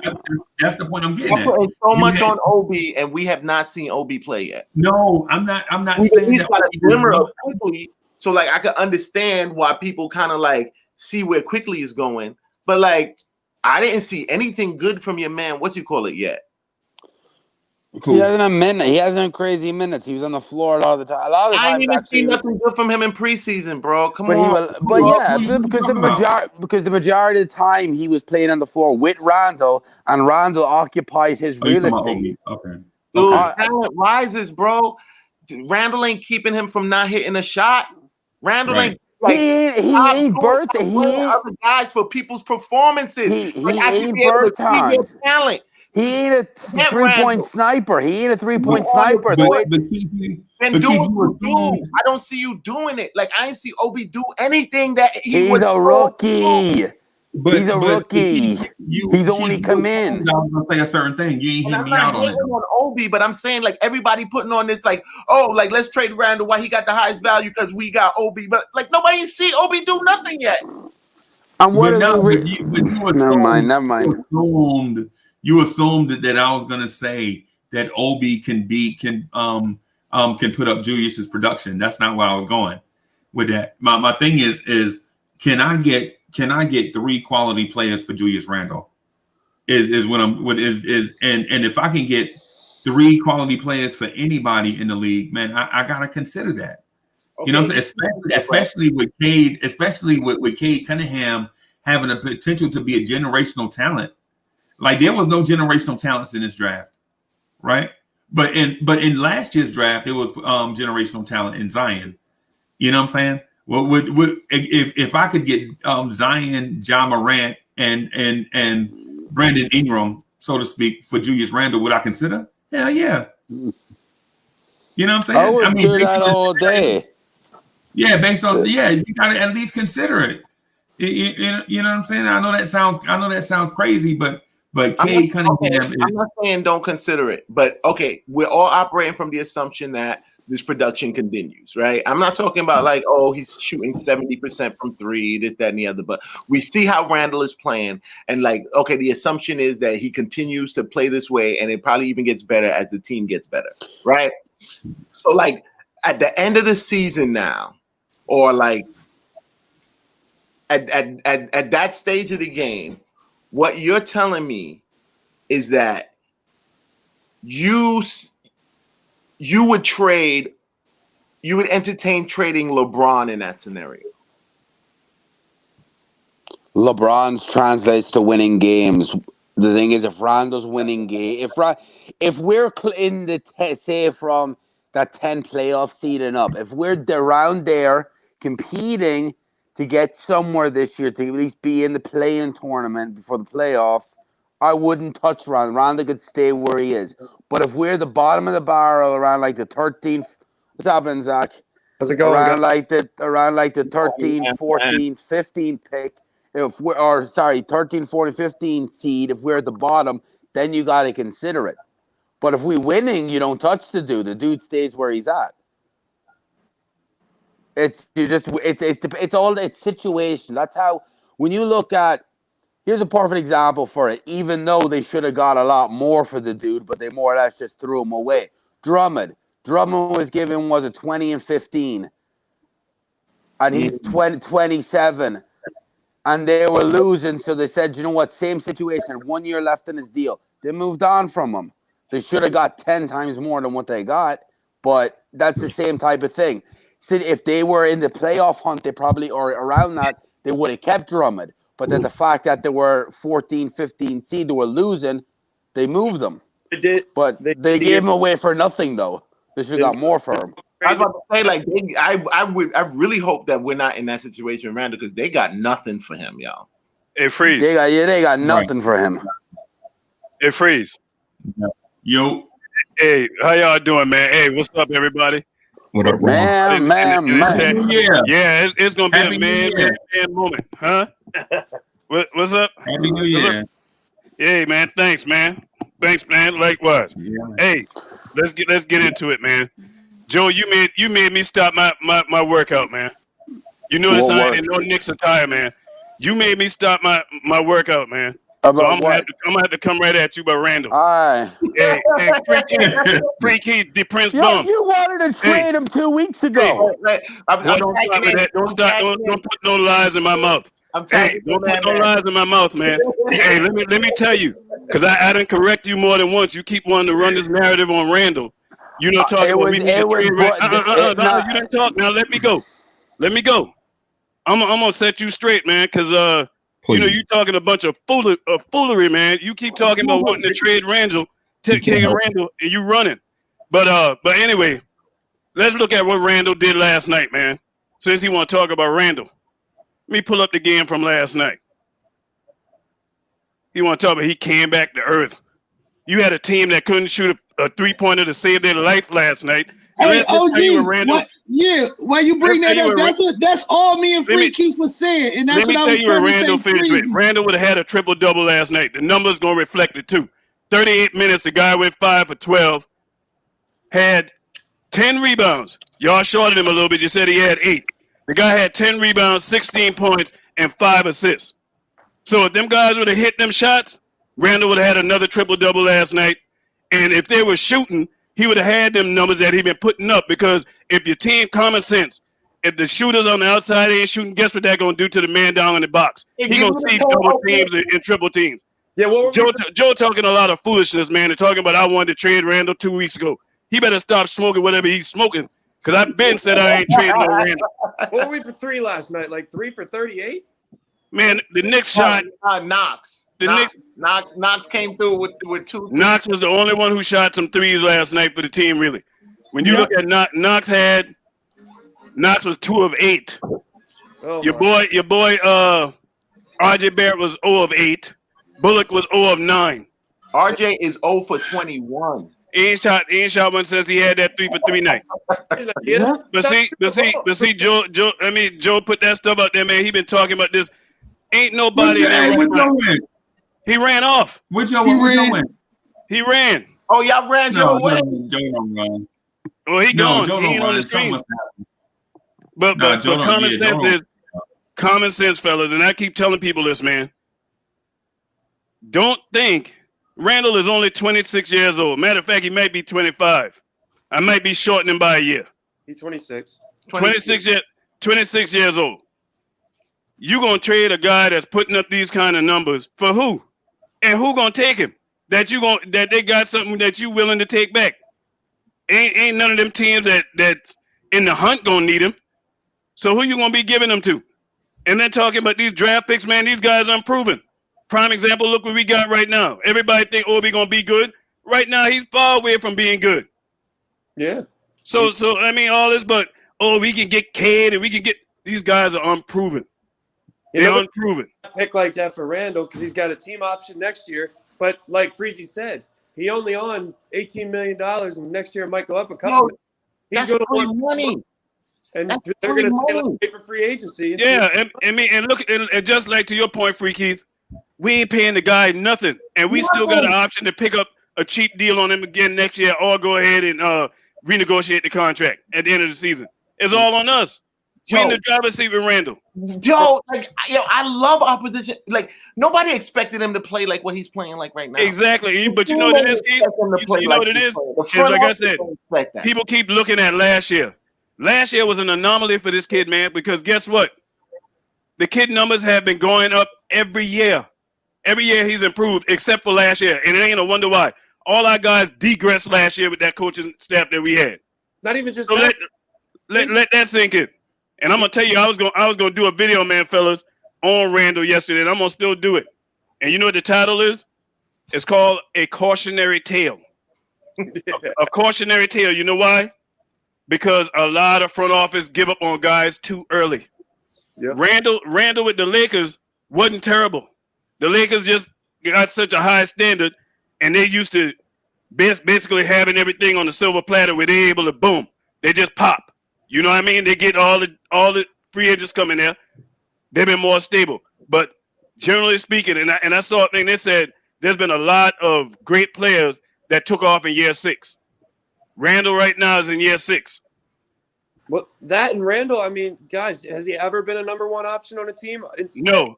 Well, you know what? He was after AD left, and that's when his numbers skyrocketed. Right. When he got to that 20-something and 10. He comes to a place like New York, and we're hard on some players. So he's got to get – I give him that year transition period, man. He's never you want to run the man out of town for a bunch of unknown – man, get out of here with that, man. That's foolishness. And he been talking that talk for I done stopped him I don't know how many times. I'm like, man, you got to stop with that talk. We was 2-2, and he talking about trading Randall. Me? No, talking about Joe. We were 2-2, and he talking about trading Randall. Hey, hold on for a second. I don't know if I ever met Zach. Hey, Zach, how you doing, man? I'm free. How you doing, man? I've been on the show like twice. Hey, you been on with me? Shut up, Zach. Hey, Chuck, he got my blood boiling, man. I had to get off my elliptical just now, man. Hey, mine too, man. Hey, man. Hey, I'm sorry, man. Hey, forgive me, man. I'm senile. Look here. You see what I'm wearing, right? Yeah. It's all right, man. Yeah, man. All that talk about running Randall out of town. You run Randall out of town, you know. And then there's another thing you ain't thinking about. You got Randall putting up these numbers for the whole year. Guess what they're gonna do? Something we've been wanting to do for the longest. You're gonna attract free agents. Because I guarantee you, if he putting up that kind of numbers, we're not gonna be a trash can status team. We're gonna be a team in the hunt for the playoffs. You want to play with that? Those are the come on, man. Because people want to play with those kind of guys. Like we'll attract some top shooters because they want to play with that kind of pass. Exactly. Like I'm saying, like it's like we got to stop just like, oh, like we build this guy, he has great value. Like let's trade him for picks. Like come on, man. Like it's. Let's look at I hate talking about him, but the Nets, for example, they had D'Angelo Russell, and nobody thought that boy was a superstar or nothing. But Kevin Durant and Kyrie were interviewed, and they said they liked the direction that franchise was going. And they got rid of D'Angelo. They got rid of the coach, but they saw improvement. And yeah. You know, like we need to keep improving every year. And Randall right now is our best opportunity at that. Thank you. Because he had to have that year to realize what it's like to be the number one top dog on a team. He never had that. His first year, he broke his leg. His next year, Kobe was rest in peace, but Kobe was in his retirement tour. He was getting all the shots. He was trying to give every fan a send-off. This to me is Randall taking a whole different approach to the game. Yeah, I think so. You can see it. It's clear. It's a lot better. But the guy said, get him help or trade him. How do that make any kind of logical sense? Get him help or trade. You should be out trying to get the roster. Everybody. Yeah. Help. Oh my God! Nobody takes their best player and say, if we don't get him help, we're gonna trade him. You got to keep upgrading your roster. You know what Randall needs around him, fellas, ladies and gentlemen, worldwide, everybody listening. Only thing Randall needs around him for this thing to pop, shooters. And you know what? It'll be similar to how they're using Giannis, but actually it'll be a little bit better for us because Randall can hit the three, where Giannis don't have that ability. And he's a bulldog. And guess what else that's going to do? Now you can't double Randall. You got to play him straight up, and you at his mercy. Once I saw Big Mitch get big on Giannis and buff him, I don't even want Giannis no more. Bitch ass. Hey, I ain't never been big on Giannis. I ain't never been big on players that can't shoot, man. I've never been big on players that can't shoot because your job is. You mean to tell me you've been in the league 4, 5, 6 years and you still can't shoot? I don't feel players like that. I like Giannis though. He's physical. He's gotten better every year. I'm just playing. His body, his work ethic is nuts. But I give him credit for that. Now, hey, the hustle. That's what I love about him. I love that about him. He gets to the basket at will and he's dominant. But if he can ever get a jump shot, if he say in the offseason, you know what? All I'm gonna do is start working on this 3-point shot. The league will be in trouble, man. I said it 2 years ago. If that guy get a 3-point shot, it's over. Or even a consistent mid-range. But what I think his team needs over a lot of different stuff is high IQ players who can shoot the ball, but they're not ball stoppers. We need guys who pass up good shots for great shots all the time, who are in the gym all the time working. I think we're getting closer to that. Like I love the Austin Rivers pickup. And I have any minutes with the team before last night. He told he didn't have no practices really, nothing, and he came out and looked halfway decent. I mean, considering. And I'm gonna tell you, I love what he said, man. You heard what he said? He said, if you don't play hard, you ain't getting in the game. Did you see his comment he just put up somewhere? I didn't know where it was, but he was telling the fans to relax. It's a process. We're getting better. Yeah, like I thought that was dope. I thought it was dope. I thought it was like, man. He's a coach. Being the son of a coach and being around Chris Paul rubbed off on him. His IQ is so high. Being Doc Rivers' son, being around the players he has been his career, his IQ is high.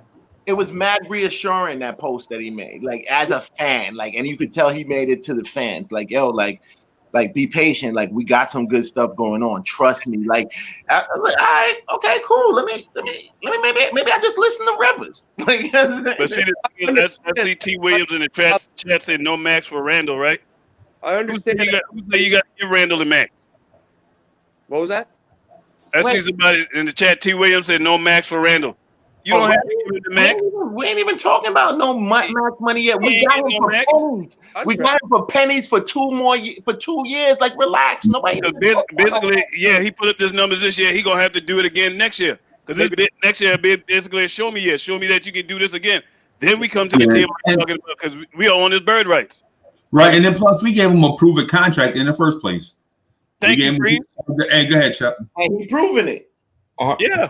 RJ being the second option is more of a problem than Randall being the first option. And I'm with you, Chuck. I'm with you. Because if you're a shooting guard, like we always say, your job, your number one job is to shoot before anything else. I'm more concerned with him, but I know he got time to work. I just want him to just work on that 3-point shot, man. 3-point shot and a mid-range. He need to get consistent in those areas. If he can do that, then we straight. If he can Randall got a second score. We don't even realize how good could he be if he just averaged the league average from 35%. Last year he averaged 32. What was it? 32 maybe? If he got up to 35% and maybe toned down his shots, because I know he's slumping and you got to shoot yourself out of a slump sometimes, but not as many shots he's taking right now. But I'll say this too, is this is a prime example when you got people that's used to losing, they start saying some idiotic stuff, man. People say some really weird stuff, and you're gonna get rid of your best player on the team for what? To still be a bottom seller team for the next 3 years. I understand. Believe it or not, them guys coming in here, if you trade Randall for these young fellas, it's still gonna take 2 to 3 years, easy. Yeah. So you're gonna still be sorry. So I think the deal is, man, is it's a multi-pronged thing with RJ. Like, I think a part of it is RJ reading the press clippings, like he should be the number one option and Julius should be number 2.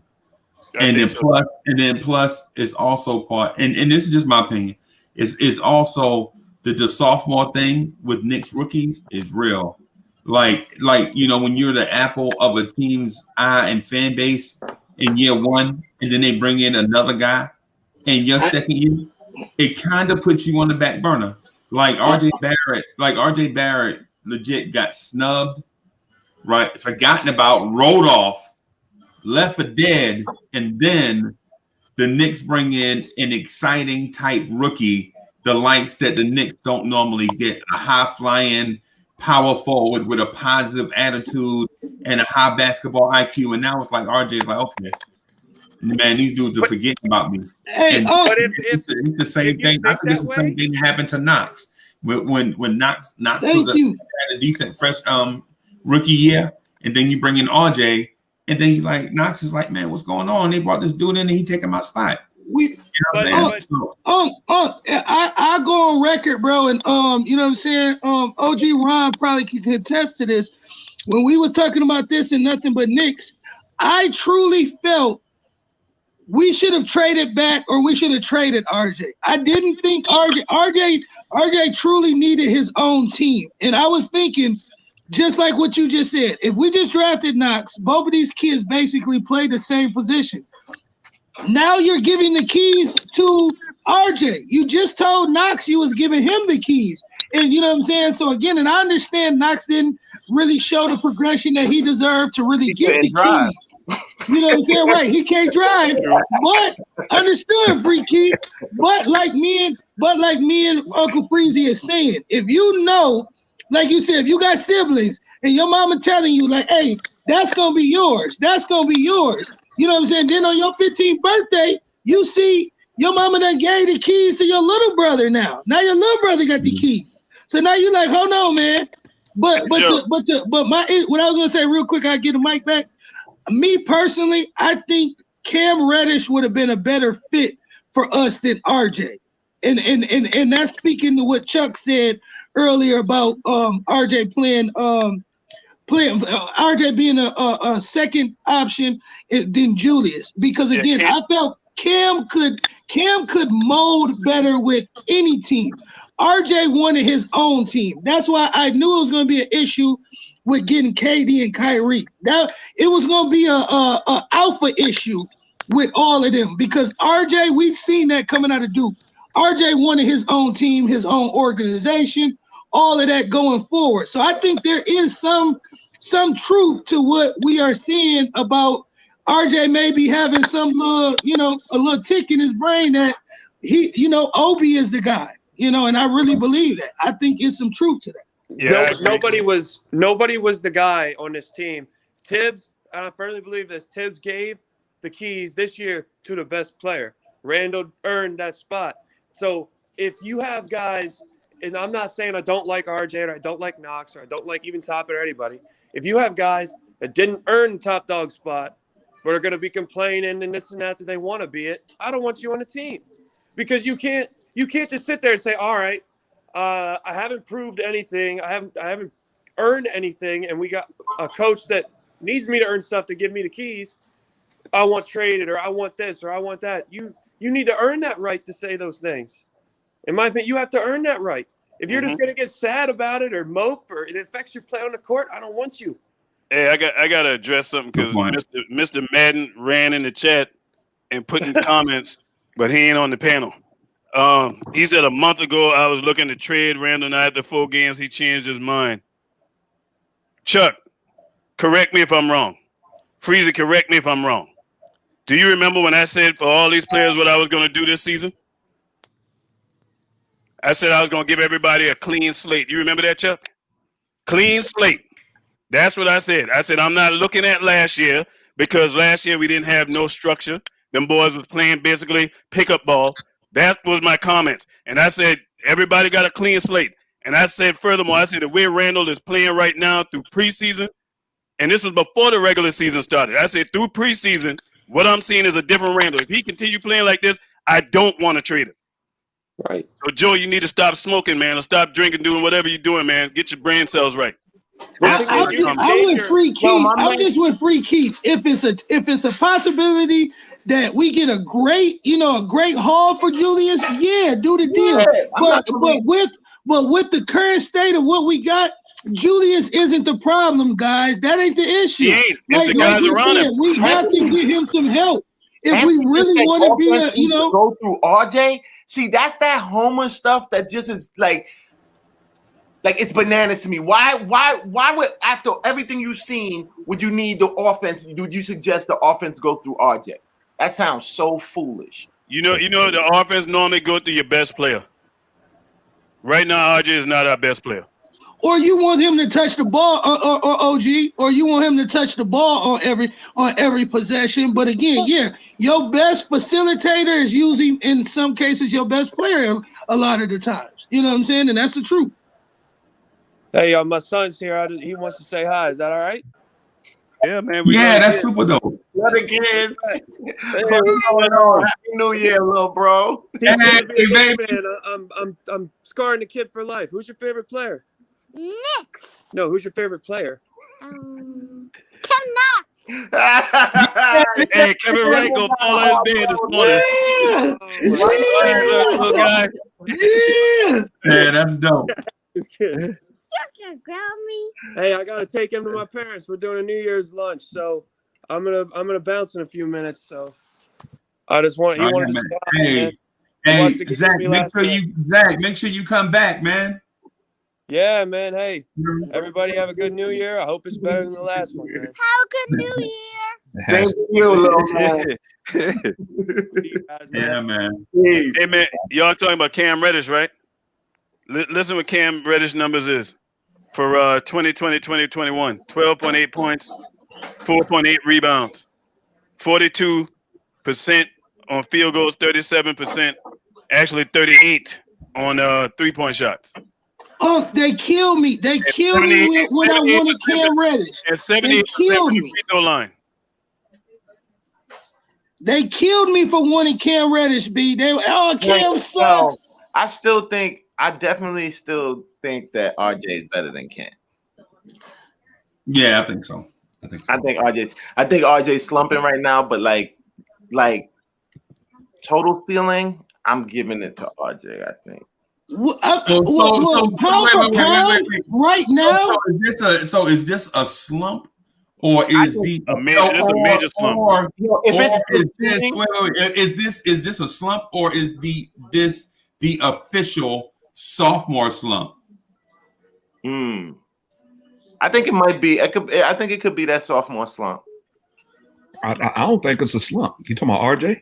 I was about to say let Chuck. I was gonna say let Chuck eat, because Chuck, I know Chuck about to get. I don't think. All right, he averaged 14 last year. He's up to 15 now. The only difference is he's missing his threes.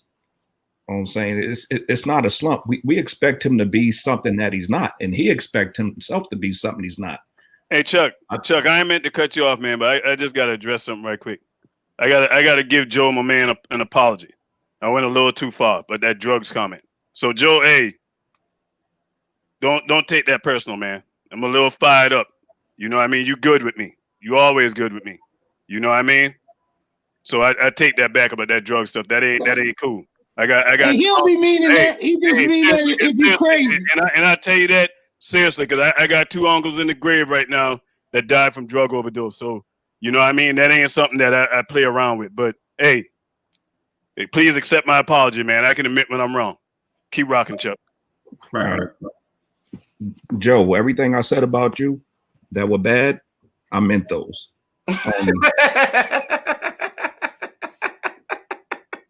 We expect RJ to be something he's not, and he do too. I think everything get in his head. Being picked third, he had to prove he was better than Ja and Zion. Getting snubbed for the rookie, whatever that thing is, he had to prove he was worthy of that. It's always something that he has to prove, but he's not that guy. He's not. He's not going to be that. Somebody said 23 points or something like that. I said that. Oh man, thanks for saying that. He's not coming close to that. He's not coming close. In the preseason, he was cooking, right? And he was shooting way more than Randall. He was the first option in preseason. So I was like, if RJ's going to be the first option, we're not going to win many games. And then it flipped around. Now Randall is back to being the first option. So picture the Knicks without Randall and RJ as the first option and the best player. Picture that. How would we look with RJ as the best player right now? Yeah. I don't think that he's never really convinced me that he was like the man. Like I looked at RJ as like, oh, like maybe we've gotten our Pippen before the Jordan. Like he never came off to me as like being the carrier of the team. I'm with Chuck. I have to agree with Chuck. I believe in Josh. I believe Dog, like it. Not saying like he had a silver spoon, but somebody told RJ he was supposed to be great, and he believes that. And that maybe that's not a bad thing. But I'm with Chuck. He's more in his mind. He think he's Jordan, not Pippen. Like that. That I really believe. He doesn't even see himself nowhere near as a second tier. You know what I'm saying? Player. No, I am going to be the player, and that's why I was saying, not saying like Cam is better than RJ. But I said for that Pippen role, I felt Cam would play a better mesh role with whoever he was going to play with. And he showed us that at Duke, where at Duke, Zion and RJ, and even more RJ than Zion or Cam, had to be the focal point of Duke's offense, if y'all remember. You know what I'm saying? And Zion ate how he ate. Cam ate off of whatever Cam ate. That's why everybody said he was trash. He can't do this. He's not doing that because RJ had the ball. RJ got the ball. RJ doing it all. So then we see RJ flourish. Zion was Zion, and Cam stepped to the back. But now we seeing Cam starting to gradually feel himself in the NBA. And watch, he's gonna be a better shooter, probably almost even a better scorer than RJ. I was willing to believe if RJ don't turn this around right now. I'm gonna just say this, man, because I think everybody on the panel with us is wrong. Chuck B is wrong on a Friday, which is not a surprise because he's wrong on Thursdays and Wednesdays. You know, I don't really rock with Chuck like that, but I'm gonna be honest. I got to. Like on this one, that's why you know we 100. Let me say this because I be letting y'all eat. I just want to jump in a little bit, right? Thank you. All right. So Cam Reddish is a decent NBA player. I give you that, right? So what is Cam Reddish's point guard name? Trae Young. Okay. All right. So what's RJ Barrett's point guard name? RJ.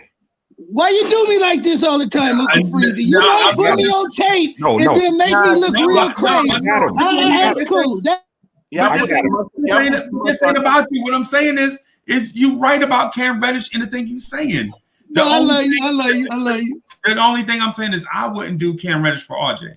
But you know that thing what happened with Cam Reddish? Because I watched him at Duke, Freezy. Cam Reddish might be one of those players. You have some players who don't look good in college, but then they get to the NBA and their game translate. Because at Duke, he did not have that kind of confidence like RJ or Zion. Right. He took a backseat to two of them guys, man. And I used to always look at him and I'm like, man, this dude here is that dude, but I don't see it in him. You know what I mean? But looking at these numbers right now, you know, he looked like he found his game in the NBA. And sometimes that happens. And a lot of times it go the opposite direction, which you are in college. You know, sometimes you ain't gonna be nothing in the pros. So it's just dependent. But he looked like he found the right situation. And I agree, point guard can make a whole lot of difference. And so the thing I was gonna get to with Chuck is we compare these guys in a linear sense, and everything is not linear. And I keep saying that, like we say, well, Zion is a lot better than RJ. Well, look at Zion's situation. You know what I'm saying? Zion not only has point guards, but he's got point guard depth. Like when I mean, they legit can rotate point guards in New Orleans, right? I mean, can the Knicks legit rotate high-level point guard play? RJ is his own point guard. No, RJ is not his own point guard. John Morant is his own point guard. John Morant is a point guard on his own team. Okay. RJ is not the point guard. He's his own point guard. He don't play off a point guard. RJ don't benefit from a point guard. He gets his own shot. He don't wait for a point guard to set him up. RJ does it himself. Nobody to drive and kick to him. You don't do it.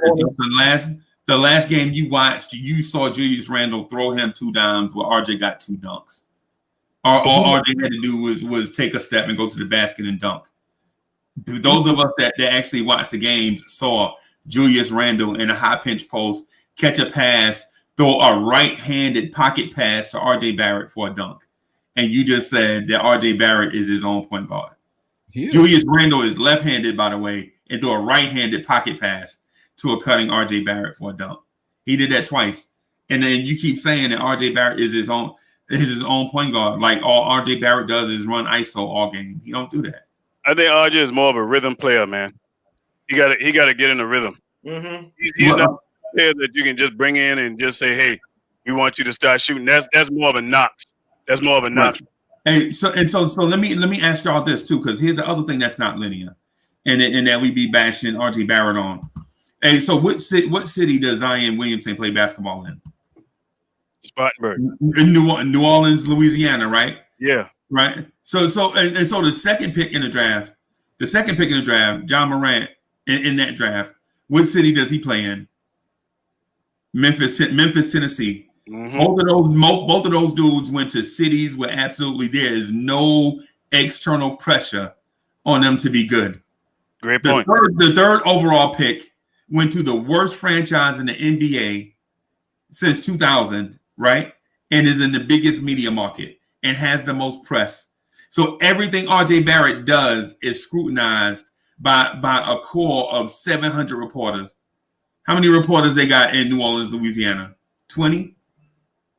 Ed in our thread, on a Twitter thread, is a beat reporter for Memphis, and he in our thread.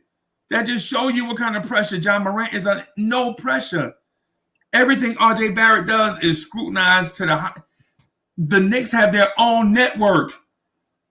Yeah, that's power. They print money. Come on. So we saying all these things like we scrutinizing RJ Barrett like everything is equal. Everything is not equal. But you know what it is, man? Just like I just said, Freezy. Cautionary tales, man. We can't write these guys books too early, man. We gotta let them play out. No doubt. Let them play out. But what Bud is saying, there is no Grizzlies morning drive. We are legit on the internet right now with 80 people watching us around the world. People watching us. This thing is gonna have 2,500 views on it by tomorrow, right? That's about average for the show. 2,500 views, right? All of y'all are gonna be seen in 2,500 homes, right? The Grizzlies don't have no shit like that. I'm sorry, y'all. The Grizzlies don't have no mess like that. The Pelicans might not even have 2,500 fans. Okay, but see, I feel like we do all of this to excuse like obvious differences in talent. Like there's an obvious like effect difference between Zion and RJ. Right. There's, you know what I'm saying? Like there's an obvious talent difference between John Morant and RJ. There's a clip. Mm-hmm. Like, so I'm not blaming media markets and pressures to this, that, and the other. Like, yo, like them two cats are legit more talented than RJ. Hands down, period. Let's start there. Okay. That's where you start the discussion. Okay. All right. Where do RJ get most of his points? Where is he more effective? Where is he most effective on the court? Going to the basket. At the basket. At the basket. Right? Mm-hmm. How do he get there? Bullying. Without a point guard, right? Exactly. He get there himself. Exactly. I just told you. Hey, you know it's 2021 when I agree with Chuck. I ain't gonna front, Freezy. I got a line with Chuck and OG on this one, man. He do bully himself. He's a bully ball expert. He's not a spot up shooter. Spot up shooters are the ones that mainly need point guards, like Knox. Right? Yeah. Hey, Prince, don't fall for this trap. He's trying to bring up. It's not a trap. He gets his points on the drive. That's what he gets. Did you watch the game yesterday? I watch every game yesterday. Did you see Knox drive the basketball yesterday? Every game yesterday. Did you see Knox drive the basketball yesterday? Yeah. Once was an ugly floater. Then he had a finger roll that went in. And he went again and got fouled, and he had a dunk that was tipped away. So you brought up 2 drives to the basket, and I just brought off 4 right off the top. Okay, one was a charge, but they gave him the call. So that's 5 because that was a different one. No, that wasn't a different one.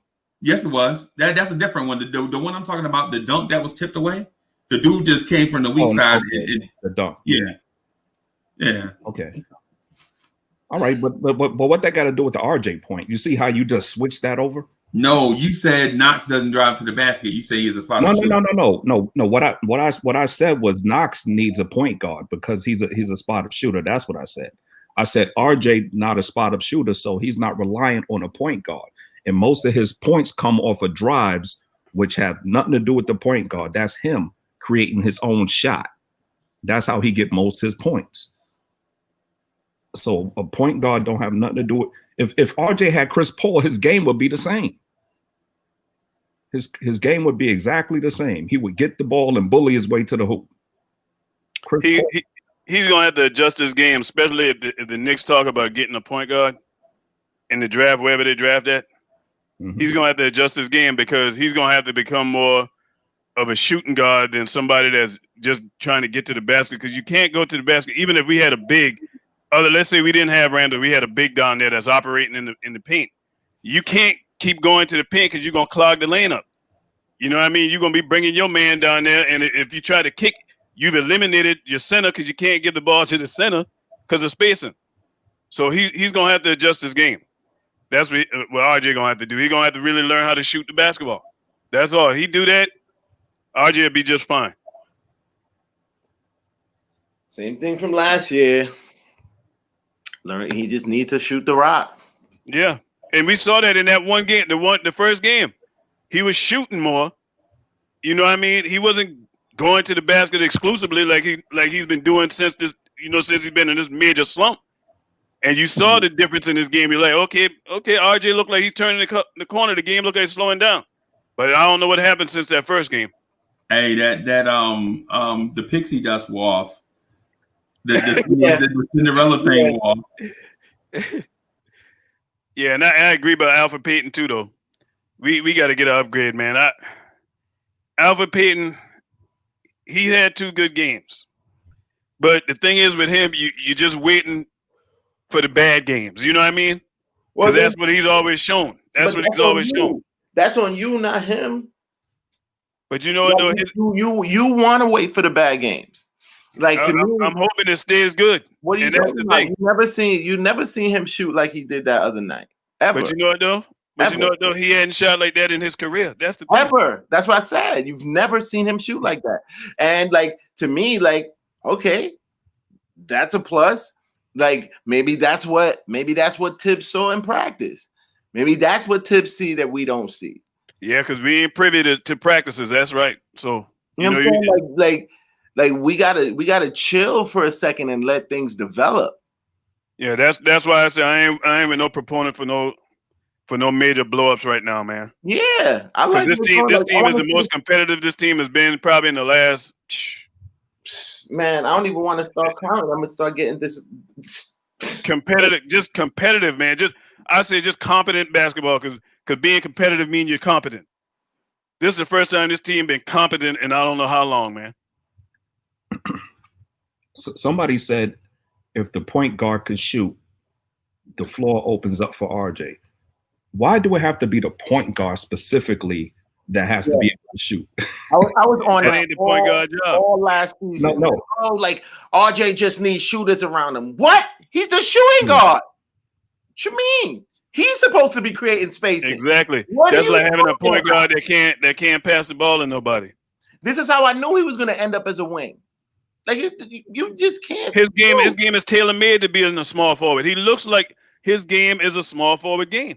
It's not a shooter. Typically, your shooting guards are actually shooters. Let's just be real. Yeah. You know, I still think he's going to be a good. I think he's going to be a very good player. Don't get me wrong. You know, everybody in the chat, I think RJ is going to be a very good shooter. I just think his natural position meaning where you most comfortable at, he's looking like a small forward.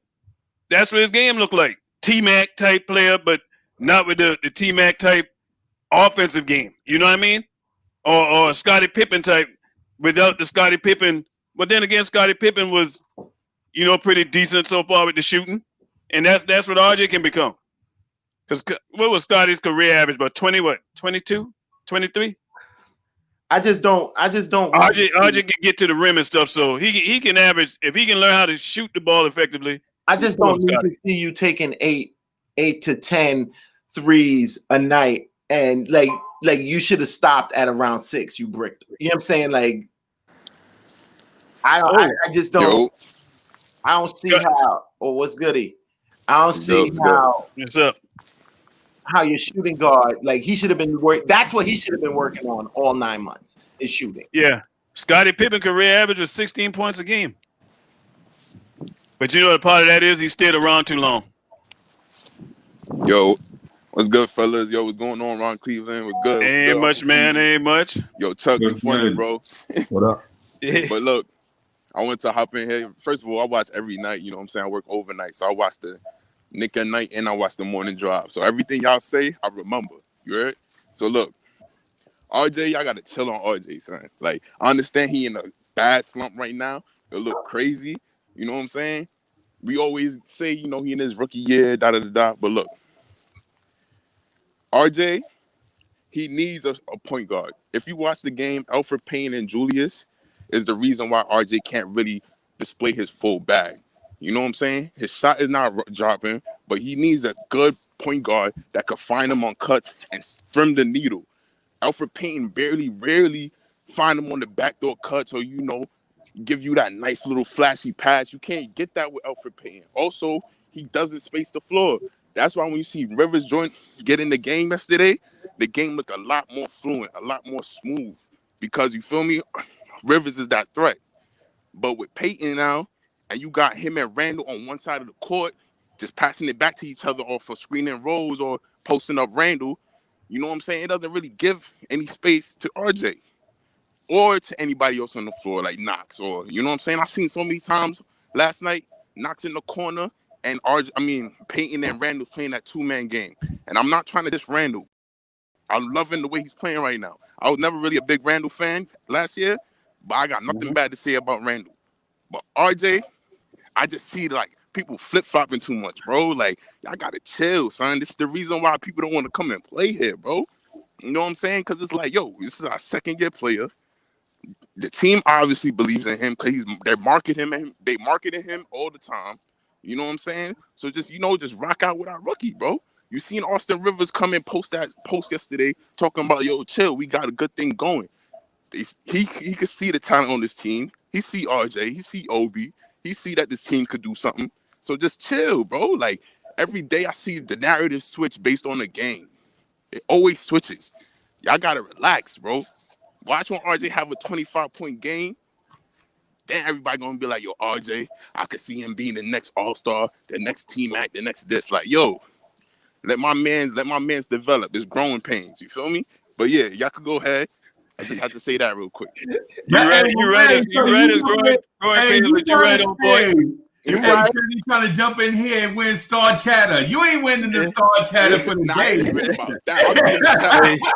You on point though, man. You on point. I'll be in the chat talking crazy. The thing you said about RJ is I'm not smashing RJ. No, I know you're not. You point out the fact that my man missed 21 straight threes. You know what I'm saying? That's when you gotta adjust. But look, I remember Coach Colorblock saying this too. He was like, yo, even though you worked on your shot all summer, doesn't mean it's going to translate to the game right away. You got to get that feeling. You got to get that flow. In that first game, we see RJ shoot 3 for 3. During the preseason, we seen RJ shoot mad mid-ranges, cash money. You know what I'm saying? So it's there.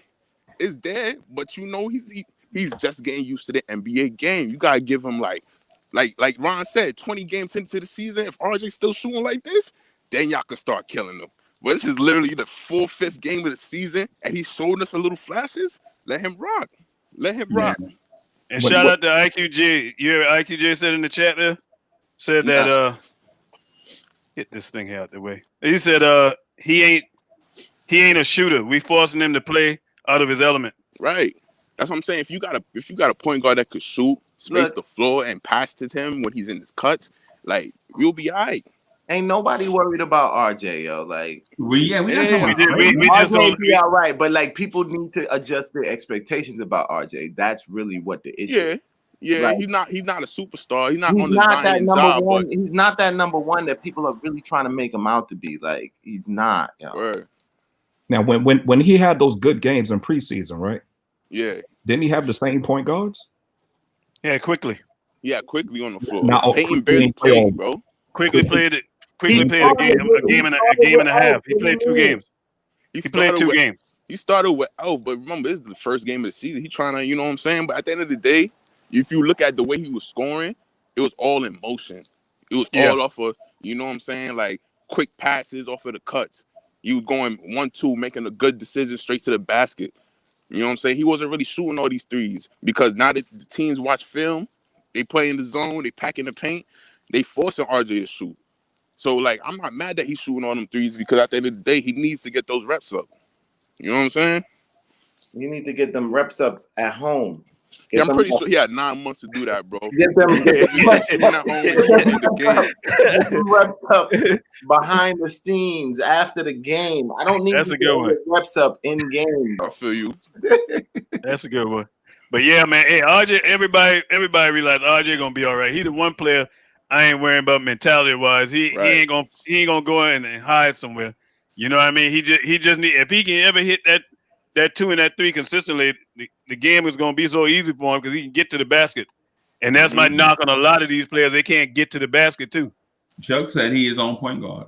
That's why I wish your boy could get to the basket. Kevin Knox. If he could get to the basket, I stand by that, Freezy. Hey, so maybe we can talk about that. But Ron, Kevin Knox got to the basket 6 times yesterday, being guarded by an elite defender in OG Anunoby. Yeah, but the thing is, he just ain't consistent with it. And normally, if you pull his history, you look at him going to the basket, he missed more going to the basket than he makes. Yeah, he's afraid of the contact. It's like he get to the basket and like don't know what he want to do. Especially that game. You remember when he did that with JaVale McGee? Like he got the ball and was like, "What I'm gonna do with it?" And then he went like, and JaVale just swatted like he did a little kid. You know what I mean? Like, get that out of here. Hey, and then the thing about it is what happened? Freezy got yo, Freezy, Earth Freezy. Like the internet be just hating on Freezy. Yep, but y'all notice how the one time Knox go up for a poster dunk, he injured his hand. Cause hey, Chuck talk about that when you do stuff you ain't used to doing. That's when you get injured. Nah, I rock with Chuck. Chuck is funny. So You're right though. That's when players get hurt, man. When they do stuff they ain't used to do it. He absolutely right about that. What's your handle? What's your handle that be in the chat? Oh, Trizzy Trey. Oh, okay. Hey, shout out to you, man. You ready? Nah, I rock with you guys. Like, yo, I ain't gonna lie. Like, it's addicting, bro. Like, I can't get enough, son. Man, you see, I'm in my workout clothes, man. I was on my machine, man. And shout out to Joe Madden again, man. Once again, Joe, hey, man, don't take no slight to what I said, man. I'm 100% authentic when it comes to how I feel, man. And I'm gonna tell you, I was totally out of line with that comment, man. Totally out of line. Like I said, man, I got 2 uncles in the grave behind that, man. My mama twin brother just last year died from an overdose, crack cocaine. You know what I mean? So I take it very seriously. And my mama found him. You know what I mean? So yeah. Hey, shout out to Joe Madden, man. Hey, you welcome on man. It's the Knicks anytime, man. You my guy, man. Always will be. Yeah. Yeah, I like hey, so got a super chat from Dude. Dude said, I'm with being patient. I agree. I think the problem is our young players can benefit from vets. This team has no vets. That's why I wish we'd go back and go find Taj. Somebody find Taj, man. We need Taj. Taj can operate down there in the post. He can be a big body for us. Because Mitch, the problem with us too is Mitch and Noel don't have no post-up game. None. And that's killing us. That's killing us. Yeah, because if we had a threat down there in the post, that means the defense got to collapse, and that's going to leave guys like Knox and them open for better three-point shots instead of with somebody in their face most of the time. We don't get no clean three-point shots. That's another thing if you notice. We don't get too many of those. Only person seem to get those is RJ. And we know why, rightfully so right now. Everybody else, they up on them. Yeah. Well, hey, so I want to touch on the point with, hey, so I'm about to wrap up in a few minutes. So chat, I want y'all to vote on who y'all think is the Knicks Morning Drive star chatter for today, so that we can shout that person out. Whoever it is, I want them to be on Twitter so they can see that shout out, man, and maybe retweet it or whatever. So Chuck, the whole thing with RJ Barrett being his own point guard. Yes. I just wanted to give you like just 3 or 4 minutes to yourself where you could just elaborate on that, because I can't follow where it is that you're going. I do. It's easy. He don't. All right.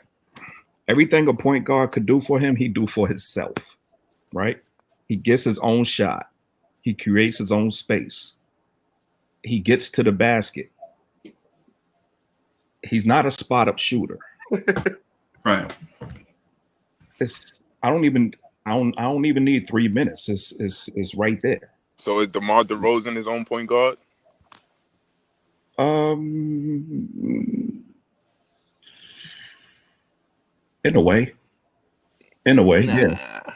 Nah. In a way, because he's not a spot up shooter. You give DeMar DeRozan the ball.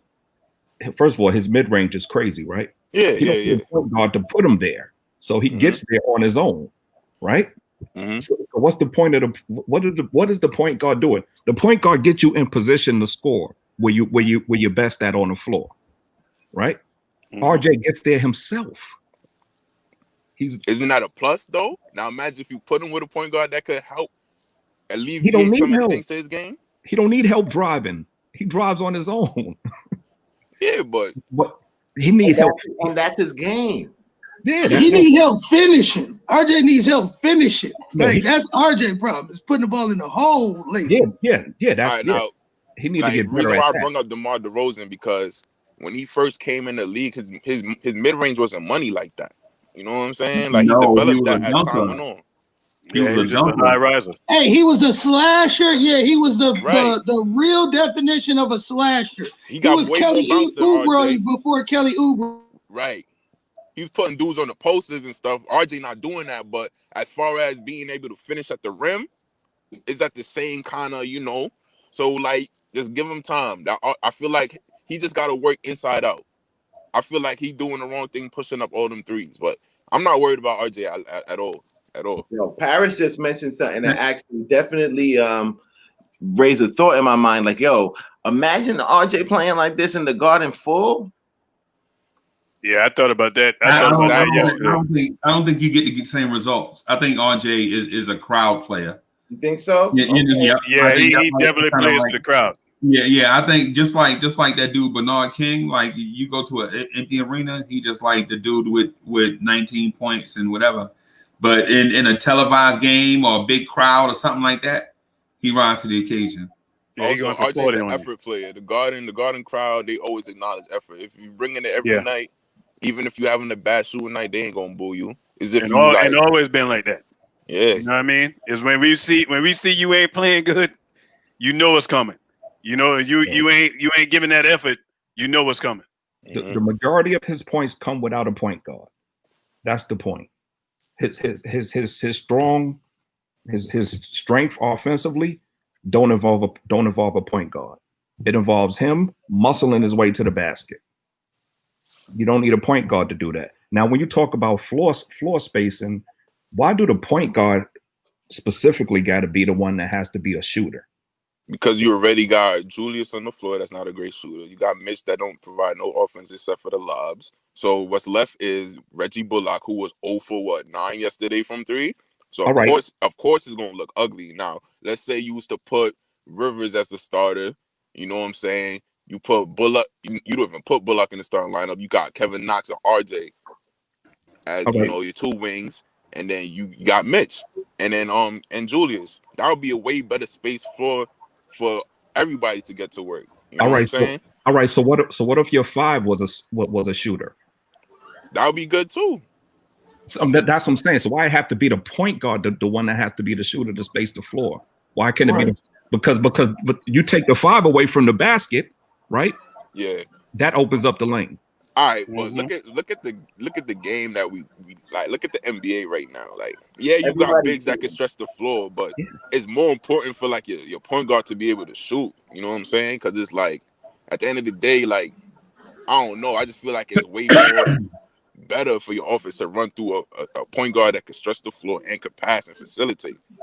You know what I'm saying? If your point guard is just there standing in the corner not doing nothing and just waiting for Randall to pass him out the ball, like it was so many times during the game yesterday, like you just see Randall and Peyton. Like I'm not even trying to make it seem like it's their fault that we lost because it wasn't. You know what I'm saying? But I'm saying it was stretches throughout the game where we needed a big 3 and the person that could have shot the 3 between Bullock and Kevin Knox didn't get the ball. It somehow winded up with Peyton, who's a horrendous 3-point shooter. You know what I'm saying? And, so it's like, yo, and he shot like 2 air balls yesterday. But let me do this real quick for y'all get back in your point. Let me do this real quick. So thank you, Wacko Knicks fanatic for the super chat. He said that the problem is fans want instant success. # Knicks. I agree with that. Good point, Wacko. But hey, Trey, man, you hit on something, man. A good point. When you look at all these teams that's flourishing, man, that's playoff teams, the one common denominator with all those teams is they had them go get it, bucket getters, point guards. You know what I mean? Yeah. All of them. You know what I mean? If you can just think back just in recent times, man, that's where the game has shifted. You know, in the past, if you had that going on, if your point guard was scoring like that, you weren't winning games. You weren't going to no playoffs. And the reason why I brought up DeRozan, because look at the somewhat success that him and Kyle Lowry got together. Kyle Lowry was doing who could shoot, you know what I'm saying? And he's a pretty decent facilitator. And DeRozan was doing all the dirty work in the paint, you know what I'm saying? So it's like, I could see that with RJ, and if quickly develops into like one of those, you know, a solid starter point guard, we got something good on our hands. But Knicks fans, we don't want to wait. Like, we don't want to, like, we just look at all the deficiencies instead of looking at all the good that a player could bring to the team. You know what I'm saying? And it's like, yo, I heard something about RJ coming off the bench. That was another thing I was itching to come up here and talk about. I can't remember who said that. That was God of Julius and Peyton. Yo. No, that was me. That was me. So the thing is, it wasn't. No. I brung it up, and then you said it wasn't you, Breezy. It was somebody else. I'm trying to think of who brought that up. So check it though. What that was Uncle Fulio. Uncle Fulio said that. But check it. When I say stuff like that, it's not like an indictment on the chat or the player. It's generally to spur the conversation. Right. So I'm like, so I asked, like, you know, should we consider benching RJ Barrett? You know what I'm saying? So it's not like me pounding the table saying, you know, RJ Barrett is trash, we need to trade him to Sacramento. It's something like, let me get y'all's opinion on this topic. You know what I'm saying? I'm not even coming at you, Freezy. You know why you bring it up though? Because somebody had mentioned it first, and you like, you know what? Let's move on with this. Like, let's make a conversation. Oh yeah, you were the one who thought about it. Yeah. It was, I think it was Uncle Fulio who came up with it, right? It was Fulio, yeah. Now with this, you draft the kid number 3, right? We already see that our franchise is dysfunctional, and we have a hard time recruiting people, right? That's another thing with the Julius thing that I feel like we should keep him. We got to establish a culture, bro. You know what I'm saying? Nobody's just gonna come here and save us. You gotta grow your talent. You gotta like mess them together. So now RJ's the number 3 pick. You're marketing him. You got the new city jerseys on him. You're posting him all over your Instagram, and you know what I'm saying? This is your featured player, basically, right? Right. Why would you bench him? Now, what if you just kill his confidence? That's that silly stuff, that save face stuff that keeps playing. You gotta think about it though. When they need to go to the league and they get a better product. Because like fans like that, like, oh, like, because you paying this man, you gotta play him in X, Y, and Z position because you marketing him. I'm only saying that because we the Knicks. Bro. If I'm he's only not, saying that because we the Knicks, bro. If it was any other franchise, game, he should come off the bench. If like I'm not even saying that he should come off the bench, but it's that whole ideology that just doesn't make sense. I'm not playing you as a starter just because the team is marketing you. That doesn't make sense. That makes zero sense. But they're not going to market you unless you have some type of talent that can. The people who are doing the marketing don't play basketball. Like, this is what I'm saying. They were marketing Frank. They were marketing Frank. Big billboard. They would. Big what? He had a huge billboard. I'm in New York, nigga. They had a huge billboard. Brooklyn, in New York too, bro. First year. I ain't never seen no billboard with no Frank, bro.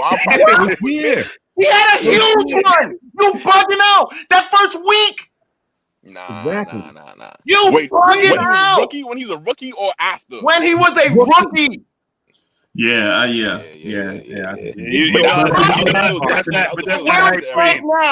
But that's that hype train, man. When guys ain't done nothing. And that's that stupid trash that kept him from being put in the G League because people want to save face. Yeah. We would have had a better product right now. We would have. Hey, look at Prime That's case in Frank, point. though. You can Look at the Frank Raptors. and look That's at RJ. anybody. Look That's at the anybody. That's Look at the anybody Raptors that's team. not performing. They sent their players down to the G League. They got them out of the G League, and look what them boys became. They developed in the G League. Hey, they He was marking coming in the Obi. G League. Look, they I'm marking talking Obi. about us as a team They marking Obi, and he's looking coming into off the the bench. future. Yeah, that's different though. Like because you Hometown got kid. Julius in front of him. Different. It's a You little got different Julius because in front of him. he's a hometown kid, man. That's a little bit. That's a lot different. You know what I It's mean? way different. And And he's you coming got off the That's the bench. reason why they marketed him like that. And he coming off the bench. They because marking- Julius But was I there. agree. When I Julius was agree. there, he would be starting. In business sense, it don't make sense because he's not the guy. Every Right. first round Right. pick. I understand from the standpoint of this is a hometown kid. Your first hometown draft pick in how many years? Exactly. So I can understand from that standpoint, but business side and basketball side, we know a lot of time it don't make no sense. Watch you see. They about to start marketing Randall heavy. Yeah, I already see it happening. And he posted should be. a lot more pictures. And than he him, should you be. know what I'm saying? Because He should be. the performance is there to make him that. Right. Like when rookies come, they automatically push the rookie in front of you to sell their jerseys and this, that, and the other. That should have no bearing on the court decisions. Should have none. Yeah, I tell you what I want to see though, man. I understand what you're It should have saying. zero bearing. I dig it, but Tom Thibodeau is not in the marketing department. We get the coaching on the court and the marketing department mixed up. The marketing department can do whatever they want to do. Yeah, they can put a poster of Pat Ewing out there if they want to. You know what I'm saying? Or whatever. Good one, Reese. Good one. Yeah, I mean, Tom Thibodeau doesn't work in the marketing department. What are we talking about? You know what I'm saying? I mean, this is crazy. But I understand where Free keep coming from. He like, the ultimate goal should be to win. Period. I don't care about no city jerseys. I don't care about two dudes got drafted in the first. The ultimate goal for this franchise should be win. Period. That's the ultimate goal. Too long, man. We've been in the trash can too long, man. That's it. So, but let me. I'm gonna. Hey, would y'all mind if I address what Chuck D said just real quick about RJ being his own point guard, or do y'all if y'all agree? If y'all agree, I won't slice them half to death in front of y'all. I'll just let it rock. Go ahead. Have the flow. I'm gonna chew that up. Okay, all right. Good. I'm gonna have to. Yeah, you're gonna have to chew it up. I'm gonna slice it up so you can, because babies don't eat big meat. They can only take little meat. You know what I'm saying? So chew it up, just like you said. So the thing about what Chuck said is the point guard put a guy in position. The point guard is not responsible for that. The point guard is responsible for 4 other people, not just one. Yeah. So he's responsible for 4 other people. The point guard has to drive the pace and tempo of the game offensively and call out stuff defensively. On offense, you got to understand the flow of the game. If you're scoring consistent buckets in a slow-paced game, and then when you try to speed the tempo, you start turning the ball over, guess what you do? You slow the game back down and make sure that you're successful at the certain tempo. If a guy is hot in a play, say Cadillac, so we got a play called Cadillac that Toronto can't stop, guess what we gonna do? We ain't gonna try to call Lincoln. We ain't doing that. We calling Caddy every time we get down on the floor until the other team show that they can stop it. You know what I'm saying? And then if one guy is hot, regardless of what play you call, so if your plays are by colors or by calls, right? You call your calls plays and say Ryan Cleveland is knocking down that 3 from the corner, no matter what call play I call. I'm calling calls. I'm calling Toyota, Link. I'm all of that because I want Ron to get that 3 in the corner because he done knocked down, say, 6 of the last 8. And it's up to the point guard to get him that. I ain't gonna try to feed the Prince. You know what I'm saying? I ain't gonna try to spread the ball like, Free Keith ain't touched it in the last 6 minutes. You know what I'm saying? I gotta go to Keith like, Keith, you know you my dog, you my man, but Ron cooking. You know what I'm saying? That we gonna ride the hot hand until he ain't cooking no more. You know what I'm saying? The point guard just don't do this static stuff that we see on the game in the broadcast where you hear Mike Breen say the simplest thing and it sound fancy. You know what I'm saying? Oh, Uncle Freezy just went around the pick and roll, such and such. All that stuff don't matter. The main goal is Ron Cleveland is cooking, and I'm trying to get that man that ball in the corner because he's knocking down that shot. Now, if team overplay Ron, they know I'm trying to go to Ron, and Free Keith is open underneath the basket. I'm looking at Ron. I'm like, dang man, you got two dudes over there by Ron already, and a dude in the passing lane waiting for me to try to throw that pass.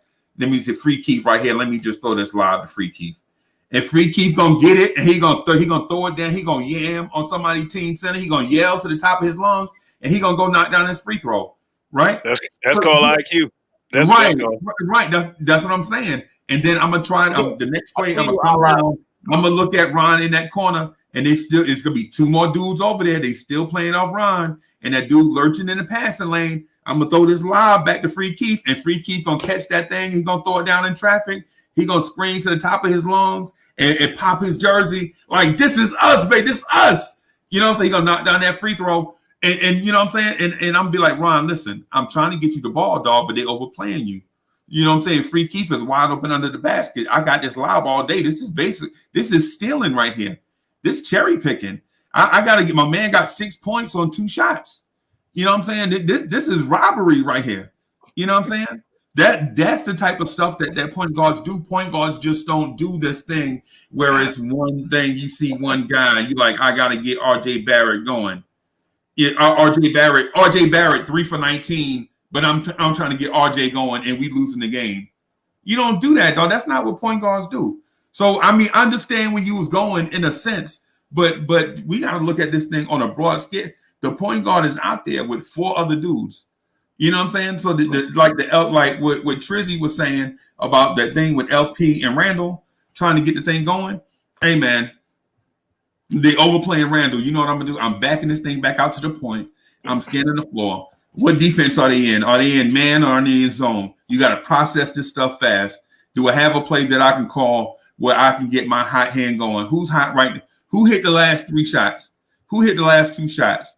If he's still out here on the floor, if he out here on the floor with me, I'm calling his play right now. I'm gonna call disco. I'm gonna call my man play, and I'm gonna get him to call a play so it'll be cut, so it could be designed where he can get the shot in the same spot that he knocked down the last 3 shots at. It's not as simple as the point guard trying to get one guy a play going to the basket. Okay.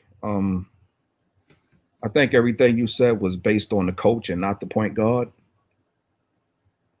And yeah, it was. And you kind of remixed what I was saying, so you didn't disagree with me. No, I did not say stronger. No, I didn't. You said one guy. You said RJ Barrett is his own. Talking about RJ. Did y'all hear him say RJ Barrett is his own point guard? Yeah, that's what we talking about. All right, so I want to clarify. Okay. Yeah, we wasn't talking about the rest of the team. We was talking about RJ, and we was talking about RJ needing a point guard. And I said he don't need a point guard because he don't play off of a point guard. He needs the ball in his hands. That's it. That's his game. That's it. He doesn't play off ball. He doesn't. That's it. That ain't his game. Knox plays more off ball than anybody on this team. Exactly. That's my point there. You give RJ the ball. You don't need somebody great at point. You don't need a shooter or a great passer for RJ to excel because he gets it on his own. Other guys need that. Knox need that. Who else? That's why you can see the difference. This is why you can see the difference in Knox's game when Quickly came in, opposed to Alfred Payton, who slows the pace down, can't shoot. It made Knox's game a whole lot easier. Yeah, RJ just need to run. Yeah, that's what he needs. He needs to be in the open floor. Like you just need to run. Let him loose. Let him loose. I don't understand why we running so slow anyway. Other cats who's doing the same though. Like it's. I wonder what our pace is right now in the league. Through 5 games. So that's the thing that I was getting at. So I said this thing. So basically, when me and Chuck do debates, what I do is since Chuck plays chess, he know I play chess too. So I showed Chuck a certain move, right? And in order to bait Chuck, in order to bait him into the conversation that I want. I'm not done. So okay, all right. I'm just I know you weren't done. I know you weren't to be slick. I know that. I know this. You had ghetto intellect so mad the other day because you was doing the rope-a-dope, right? I'm not gonna punch myself out when you're doing the rope-a-dope. I'm gonna just let you rock, just roll on the ropes. I'm gonna just wait till you finish, and then start punching. All right. if you could get up. Okay, all right. All right, because I'm not going to give you a long 8 count. All right, I'm just saying. All right. We done seen RJ with what, like 5 or 6 different point guards in 2 years. Yeah, I think that's fair to say. Has his game changed with any of them? He's the same guy. His offense is the same with whatever. And people talking about pin downs and cuts. Those are plays. It don't have to be the point. Randall make those plays. You don't need the point. RJ don't need the point guard for that. His strength is driving with the ball on the floor. He's not getting point guard. Point guard ain't getting a lot of assists off of RJ. You're not getting assists off of RJ. No, you ain't getting that. You might get a hockey assist, but you ain't getting no. Yeah, you're not getting direct assists off of RJ. Maybe 1 or 2. Nah, no doubt. I understand what you're saying about that. The team, I think like we do a lot of like analyzing of like, oh, this player will be better, or that player will be better, and how they should operate. But really, what we need, I think like if we had better shooting on the team, things would look totally different. And let me say this right quick. I'm not trying to cut y'all off, but Ronald Miller, thanks for supporting the show. That was really dope, man. We really appreciate it, man. We got shout out Ronald. We are on our way to doing something big because we trying to do this for the people. You know what I'm saying? It's not about say Uncle Freezy or just you say 1 or 2 people, man. We legit trying to make a wave here. This is like something big. We trying to turn the Knicks Morning Drive and the Knicks at Night podcast into something Knicks fan centric, where Knicks fans come on here and legit take over the show. Like this is their thing. Like this ain't out there. The only time I try to be like the principal of this thing is maybe when language get all out of control, or when somebody do something to the detriment, like one person try to do something to the detriment of 1,200 people. You know what I'm saying? That's probably it. But thank you, man, for that. So Ronald Miller sent us $50. You know what I'm saying? We'll probably use that for like a microphone or something, or maybe upgrade software or something like that. So the show will be doper. Man, appreciate Ronald. it. Huge. Yeah. Shout out. That's huge. And for others that want to support in big ways or smaller ways, it don't matter. Whatever y'all feel like is in your heart to do, we appreciate that. You know what I'm saying? If you can't, no big deal. You know what I'm saying? You don't have to do it monetarily. Maybe you can come on a video chat and you know what I'm saying, come chop it up with me, Free Keith, and Chuck B and Ron and everybody else. You know what I'm saying? So y'all can contribute a lot of ways. One of the best ways is to share it on social media so that people will know what it is that we got here. Because a lot of times, as soon as people see it for the first time, they in love with it. You know what I'm saying? So we just got to get people to see it for the first time. So, but anyway, thanks for everybody that contribute in whatever way that you contribute. So, hey, so Chuck, you want to finish up what you was talking about, or yeah. I want to. I already stomped you out on that, but I want to clear something up. Oh, you stomped me out. Okay. Yeah, you okay. Done. Because people are getting it wrong. I'm not saying the Knicks don't need a point guard. The Knicks absolutely need a point guard. I'm saying RJ is not reliant on a point guard.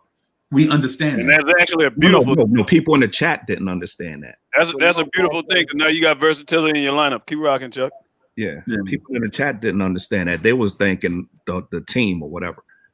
The team do need a point guard. The team definitely needs a point guard. Totally different. But I'm just saying RJ specifically don't need a point guard to get his. because he's gonna get it on his own. That's like Randall don't need a point guard. Thank goodness. Right, Thank goodness. Randall is a point forward. Yeah, he's the point guard. Hey, thank goodness he don't need one. Right. Like we're running the offense through him, and he's doing the distributing. No, it's just an example. Some players don't need a point guard. Some players that's not a point guard don't need a point guard. That's like Bronny.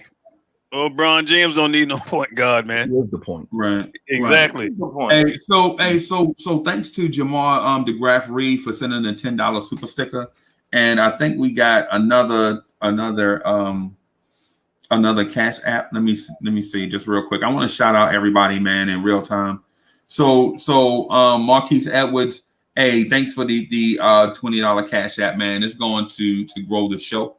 Thanks to everybody who contribute. And I just said that, but thanks for everybody who contribute in all the different ways that we can contribute, where you subscribe, like, share, turn on notifications, join the video chat, join the virtual chat, share on social media, comment in the comment section, cash app, super sticker, and super chat. Whichever way you contribute, man, it's growing the family, man. This thing is growing out of control, man. We went from I think we went from like 80 subscribers to almost 1,200 subscribers in like 45 days.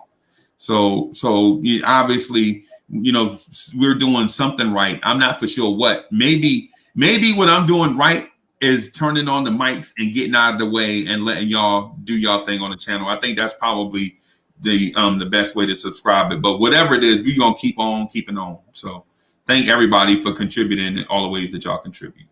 You know what it is, Freeze? I'm gonna tell you what it is, man. Because me and my wife was talking about it. It's like, she's like, y'all show seem like it's just like you in a barbershop. Like when I come to the barbershop and see you in there and I hear y'all going at it, I said, yeah. I said, that's exactly what it is. I said, topics get discussed, man, and they get heated. But at the end of the day, everybody got that same one goal in mind. When it comes to us, it's all about the Knicks. And like I said, I like players, but at the end of the day, if they leave, I ain't hooking up my caboose to them and riding out of town. Right. Hey, get them on out of town. Hey, I'm sticking with the Knicks, man. You know what I mean? I hated the day we traded Patrick Ewing. I tell you the truth. But I'm still with the Knicks, man. That's what it's about. Hey, I got a story to tell you about Pat Ewing getting traded too.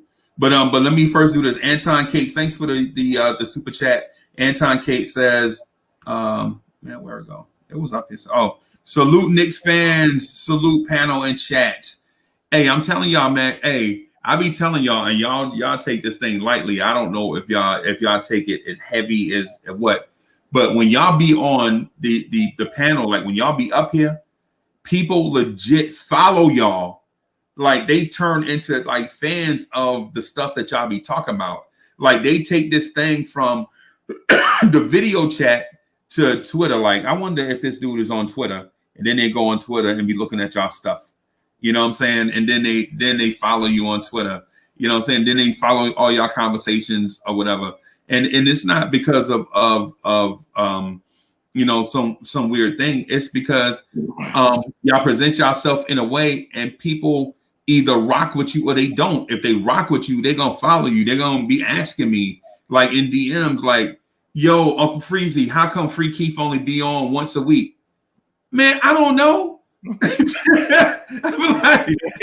be wanting Free Keith to be on every day. You know what I'm saying? But that's on him. That ain't on me. Hit up Free Keith, ask him. You know what I'm saying? And like they be like, Uncle Freezy, like people hit me in the DMs, like, Uncle Freezy, why you holding up Chuck B like he the people's champ? I don't be holding up Chuck B. I don't hold up Chuck B. I don't save him from losses. What y'all do is y'all feel like the trap that Chuck B set for y'all is easy, so y'all jump in the trap, and then when Chuck beat y'all be mad at me. How y'all mad at me when it was a one-on-one with you and Chuck B? You know what I'm saying? Y'all shot a fair one and then get mad at Uncle Freezy. You know what I'm saying? That was have to do with me. That's funny. I mean, think about that. I mean, people be in the like, and they be in the DMs. They be in the DMs like, yo, why you be letting God of Moses and Elijah talk more than you let everybody else talk? And I'm like, I don't do that intentionally. You know what I'm saying? I just be like, I just turn on the mics, man, and just try to get out the way. The main thing I can do.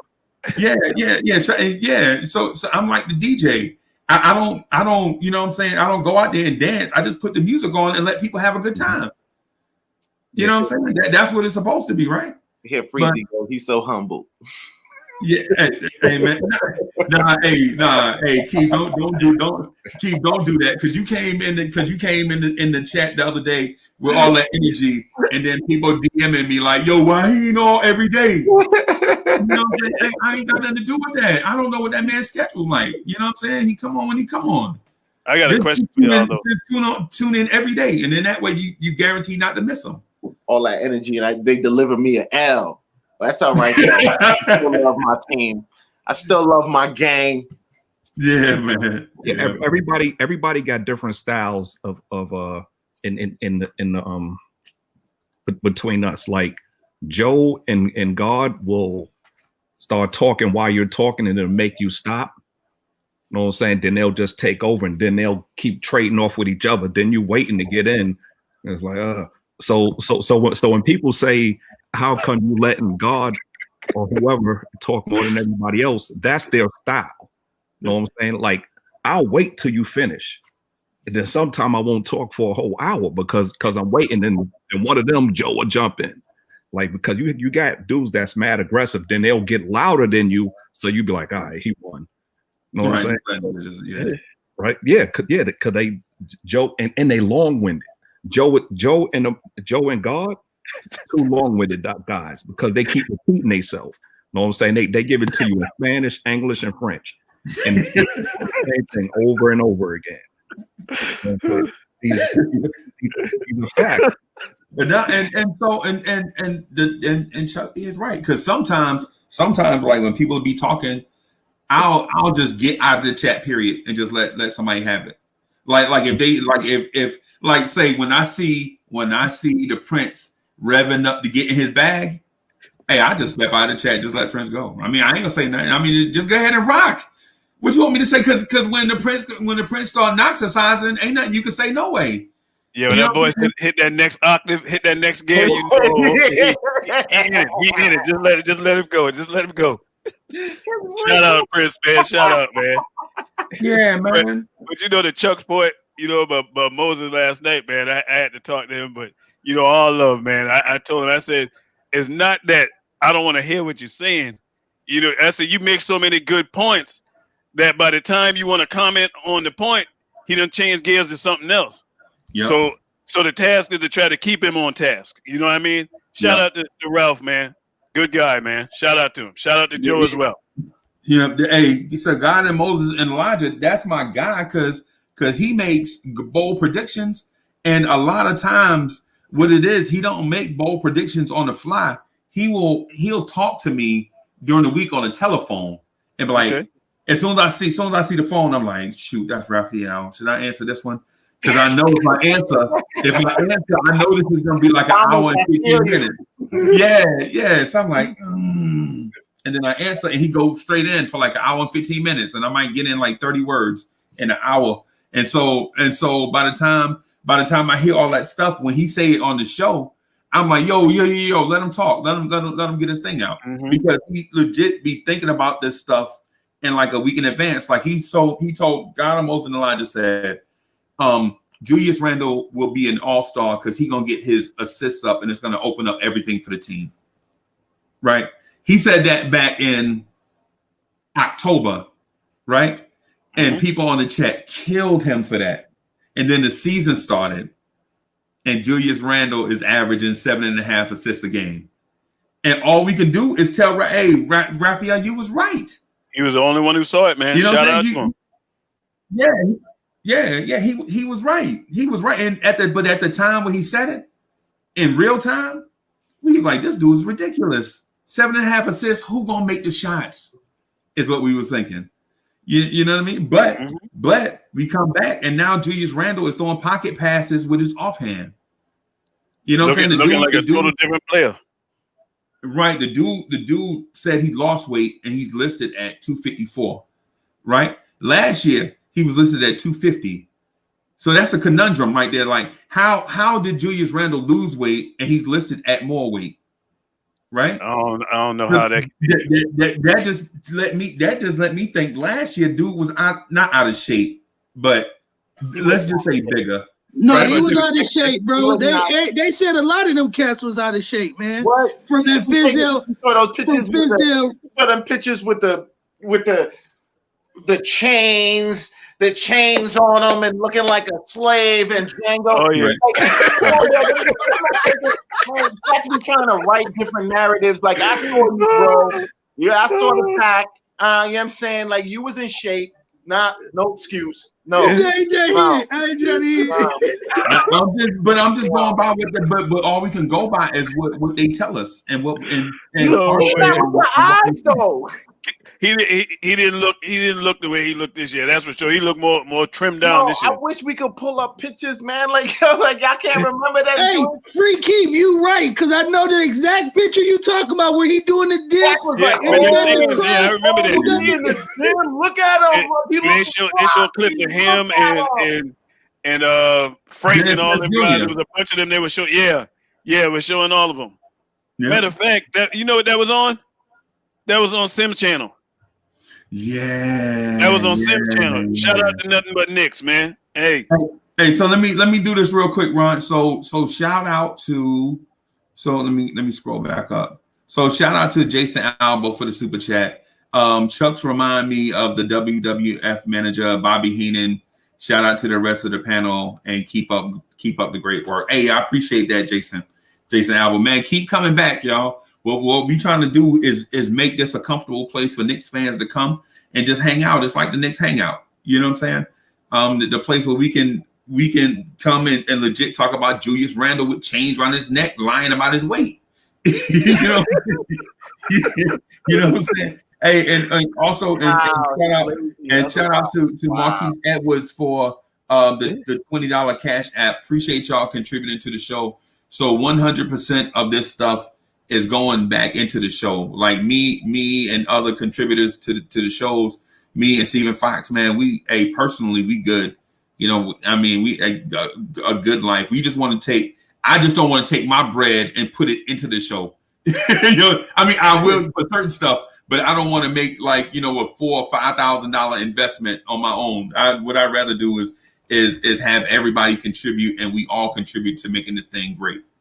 So again, thanks to Jason Alba and thanks to Marquise Edwards for the contributions and such. My bad, Ron. I just wanted to acknowledge my folks. Oh no, you good, man. You good. I was just acknowledging that's where that came from because I was trying to remember because that's when Dennis Smith Jr. was looking up in the sky like he was wild and stuff, and they was flipping them tires and all that. Yeah. Julius had that chain on, man. That big chain looking like the Hulk. Yeah. And he was chopped up. Yeah. So like I'm not like he was in shape to me. Like I don't think he was the season out of shape. He didn't come into the season out of shape. He might be in better shape now, but it wasn't bad shape he was in. That's what I was getting ready to say. I said there's in shape and then there's in shape. He was in shape, but this in shape now for Tibbs is a whole nother level for these guys. Well, if Tibbs gonna be running them out there 40 minutes a game. Man, you're giving me nightmares. You know who I'm thinking about. Unsustainable, and I can't I don't want to see that for Randle. And this is why, like, when cats talk about like, oh, seeing how good Randle is, like we wasted the Obi pick. No, we did not. No, Randle is not going to be able to do that for 40 minutes a game, 40 minutes a night. Like, I'm glad we got Obi. Yeah, Obi. The beautiful thing, and that's another reason why I ain't no proponent to run Randle out of town. Is because Obi can benefit from him. You won't have to rush Obi out there. You know what I mean? And matter of fact, as long as Randle is here, when Obi get out there, then, he got to be ready because we see what we getting in Randle. It won't be no drop off. You know what I mean? So that's what I'm looking at. And that's what ruined a lot of guys' career, man. They get rushed out there before time. And then next thing you know, people calling them a bust and calling them this. And then they end up going someplace else. And these guys pop. And you wonder, like, well, why he didn't do that? Different situations. This is why I'm not mad. Like, I'm not like everybody else, like with the whole like OB, he was a lottery pick, he need to start. Like, no, the perfect situation actually for any pick is to come and to be playing behind somebody better than you, and it takes the limelight off of you while you adjusting to the NBA. Yeah. Like, you know what I'm saying? Let that happen for OB, and I feel like we'll get a better product. Like, none of this is bad. None of this is bad that's going on. No, and I'm gonna tell you, I was a proponent for wanting him to start day one. You know, looking at what he was doing in college and stuff, man, and then the flash of that first game. But then after that first game, and I kept watching him play, I like, nah, we'll be doing this kid a disservice, man, to rush him out there, man. Let him cook. He was doing what he was doing against 19-year-olds. He was the LeBron of their league. Yeah, now you with players on your same level, basically, same athleticism and all that. So it's gonna be harder. And bigger. Yeah, all bigger and bigger. You're not getting that same bully off. Guys ain't really respecting your gangster like they did in college, like the little dude did in college. But I think in this last game, man, I think them boys were tired, man. Because I was looking at them shots. Them shots were front rimming. They were front rimming, and anytime front rimming, that tell you your legs, you ain't got no legs. Them boys were tired. And another thing, when you see loose balls and people look like they're moving in slow motion trying to get to it, that's normally an indicator that your team is tired. I mean, I know everybody else has played, pretty tough schedule too. But I mean, if we really be honest with it, we done played 5 games in between Christmas and New Year's. Like you said, mentally exhausted and physically, Ron. You ain't never lied, brother. I just hope this saves some for tomorrow, because we need to get that one tomorrow. It's gonna be tough. Yeah, I hope Mitch learned from the last go on with Sabonis. Matter of fact, I hope the coaching staff learned: do not put Mitch on Sabonis. If you do, it's gonna be a repeat performance. Put Randall on him. Yeah. Y'all not worried about Obi, but you feel like Quickly has more. You worry about Quickly less than Obi. Let me put it like that. Yeah, I am. I see more with Quickly right now, and I compare him to what we have on the roster. When I look at the point guards that supposedly ahead of him, he's looking better than them. And when I say I'm not worried about Obi, what I mean is not that I know he's going to be good or I feel like he's going to be a great player. I'm not worried about his development in the position that he's in coming off the bench. That's what I mean. I'm not worried about the things that need to happen for Obi happening for Obi. Okay. Yeah, if he coming out the bench, man, behind Julius, he's gonna be all right, man. That's like I said, you can never. I mean, think about it. Even you go back in other sports, you go to the NFL, man.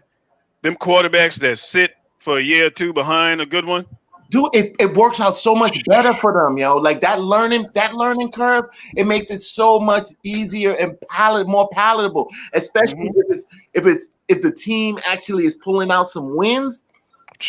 Like all of that sinks in. Like let go. This is perfect. Let them ride.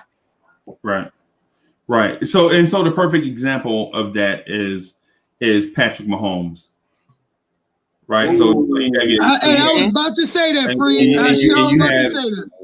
And your Tom Brady, where your Tom Brady sat behind a guy for like a year and a half, and then you know what made Patrick's stuff even better, Freeze, to your point, is the fact that who he was behind.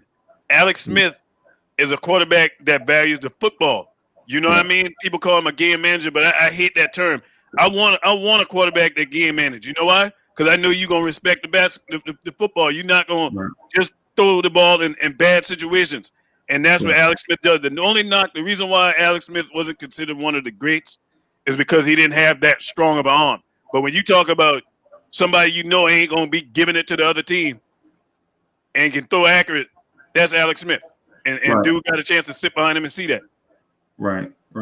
Well, I mean, yeah, I can see that. You even had that with Tony Romo. Remember Tony Romo sat behind Drew Bledsoe in Dallas. Mm-hmm. And so everybody was like, yo, why is you playing Drew Bledsoe? This dude, the Mexican kid, is better than him right now. And it was like, nah, we ain't gonna play him. Nope, he the practice squad guy.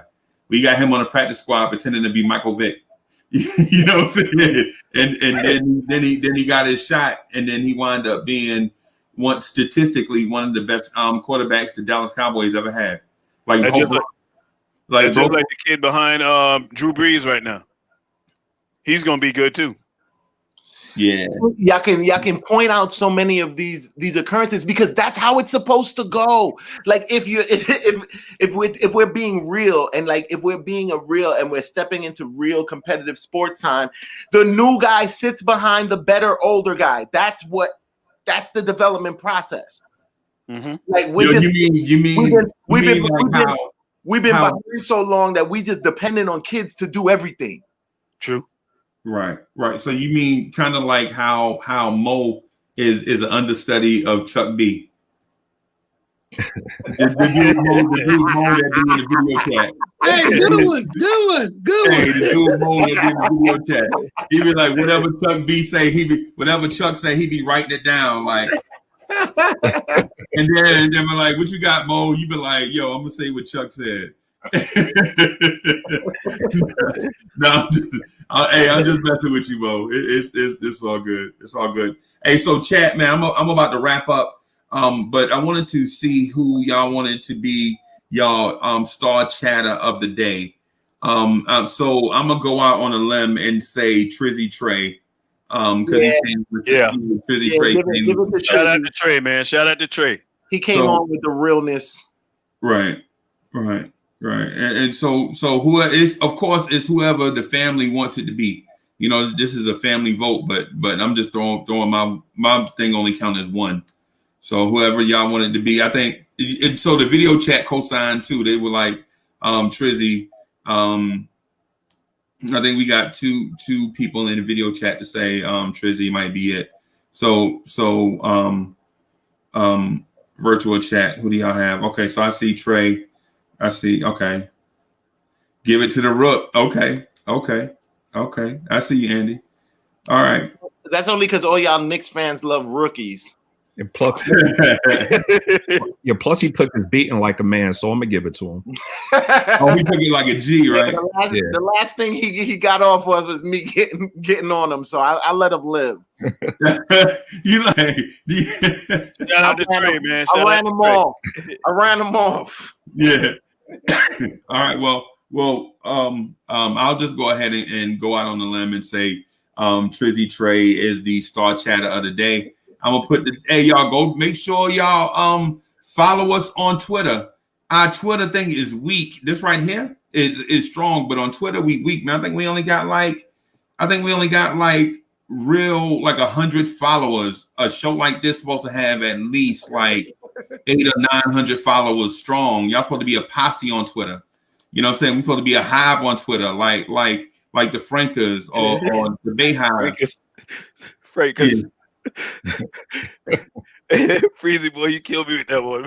Yeah, the Frankers is deep, right? Hey, that's a thing. That's a thing. The Frankers are a thing. Hey, you know I like Frank, but man, it's time to put Frank on that trend, man. Yo, for his own good, man. For his own good, seriously, man. He got to get out of New York. Search of Latter-day Frank. It's time for y'all to break it up. Yeah, it's time. It's time to go. Hey, but the thing to being a Franker, you can't even be 95% in. You got to be 100% in, life or death, to be a Franker. You know what I'm saying? You got to be willing to put it all on the line. You know, even your common sense. But you know what it is, man. You know what it is with Frank when Frank came, and I think this is what it really was. It's like we had so much hope for the kid, man. I know I did. I can speak for myself. I had so much hope. I was like, finally, we drafted a point guard. Right. And then, you see how they're using him. You're like, hot dog, man. They're not letting the man see the floor. And then when he get out there, he's hurt. And so my thing is, man, you know what they're saying, sports, man. Best ability is availability. Right. And if you can't stay healthy, man, you don't have no ability. So it's time for Frank to get in a better situation. Yo, he come out of a halfway decent game. You turn around like, oh, he's injured again. Yeah, it's like every time, man. It seems like he just can't get right, man. Like dude on like on life can't get right, man. He just can't get right, man. He don't do enough. He don't do enough stretching before his modeling shoots. Yeah, but we was talking about before you wrap up those frees. We was talking about the model of how you should bring a young player along, man. Kudos to Pop, man. That's what they do down there in San Antonio. They don't rush their players out. No matter where they draft them, unless you a Tim Duncan or David Robinson. That's the only way. You a bona fide number one. Other than that, you bring your long. You can't compare what they do down there to any other franchise. No, they're doing it the right way. I was gonna say, look at Keldon. Look at Lonnie. All them boys are starting to flourish after two years of sitting in the G League and playing down there in their system. The boys are flourishing. These were their picks. Like they had no problem sending them to the G League. Like, exactly. Cats be up here trying to save face on whack scrubs that could be better if you just put them in a better situation. And remember the report came out about our guy that's up in the front office that didn't want certain players to go to the G League. Right. You remember that came out, and that hurt them guys, man. They could have used time because they weren't playing, especially and all them DMPs. Some of them guys was getting, man. I'm like, why you got them just sitting on the bench? Why? Yeah, like what are they learning from that? Like you're not getting like send them down to the league, let them play ball. Learn some fundamentals. Like that really pisses me off because I'm not like a Frank hater or whatever. I'm totally lukewarm on Frank, but like I see where he could have been better right now had he got sent down when he should have got sent down. But you embarrassed the man trying to put him out on the court when he shouldn't be out on the court. Right. And so let me do this real quick before we continue with the Frank thing, because I'm gonna say something about Frank real quick too. But yo, so follow at Big Freezy on Twitter. It's the Twitter page for the Knicks at Night podcast and the Knicks Morning Drive. I expect our followership to go up, man. We need to be at least about 900 strong. I don't really tweet much. I tweet mostly show stuff and shout outs to everybody. So I ain't gonna spam you with like, stuff. You know what I'm saying? But we need for the follows to get up on Twitter. We need to be a presence on Twitter in order for the show to grow. Because what happens is when y'all share and retweet on social media, other people get to see it and they say, hey, what is this thing? Knicks Morning Drive, and then they click on it and they see what we got, and then we continue to grow that way. So I'm gonna try to get at least 250 follows by Sunday night, and I know that's 2 days away, but I feel like we are a strong enough presence, all of us, where we can all follow each other and spread this word about the Knicks Morning Drive and the Knicks at Night podcast, and Knicks Versus. So Knicks Versus soon come. So with Knicks Versus, so I got two things down in the pipeline: Knicks Versus and the Freezy Awards. So the Freezy Awards is gonna be dope. It's basically like the Oscars of the Knicks Morning Drive and the Knicks at Night podcast. And so I'm going to get statuettes done probably next week, and they legit statues. It ain't these whack softball trophies or whack soccer trophies that kids get the $6 joints. These are gonna be legit metal joints with y'all with the winner's name on it. You know what I'm saying? And Knicks Versus is just it's gonna be like a snippet, like a 7 or 8 minute video where we say me and Chuck B pick a topic like Knicks versus Frankers, and me and Chuck legit go in 8 minutes on the Knicks versus Frankers. You know what I'm saying? Or the Knicks versus Knoxers. Or Knicks versus the Eastern Conference. Yeah. I mean, so it's so Knicks versus soon come. I want it to be produced. I want it to be glossy like CK2K and all them guys. How they joints be dope. I'm raw and I'm broke, so I don't have the money to put it. So I'm trying to find the cheap way into doing it, but have it be high quality at the same time. So, but Knicks versus soon come. Y'all got something to say? Y'all want to say something to everybody before we get out of here? Yeah, hey, y'all, hey, support this channel, man. Hey, this guy doing this thing, man, and he's doing it so much that he ain't getting much sleep, man. Y'all make sure y'all support this brother, man. Hit them like button. You need your sleep, Freezer. You got to get your sleep, man. You can't. Hey, man, I was working the pressure washer last night in the rain. I was like, yo, I need to be doing the Knicks at Night podcast. So I had the video turned off and was stepping away from the machine, man, and was doing Knicks at Night podcast, man, and some stuff at the same time, and then got off at like 7 o'clock. you know what I'm saying, and got something to eat and came straight here and worked on this for my people. You know what I'm saying? Because this ain't about, like I keep saying, man, this ain't about me, man. This is about growing this community, man. Somebody gotta C-Mac said Knicks versus the Brokers. See, that's what I'm saying. Oh my goodness. Hey, George Alvernia said ghetto classy. That's us. That's us from ashy to classy. That's us. Right? Yeah, man. Yeah, but hey, seriously, y'all support the channel. Those who ain't subscribed, man, you're doing yourself a disservice, man. Subscribe, hit them like buttons, turn on the notification, tap that bell, so that way you know when the man go live, so y'all can be the first in the room and get the information, man. Don't hear about it, be about it. You heard me? Yeah, man. Yeah, put man. that positive Knicks energy out in the air, man. Yeah.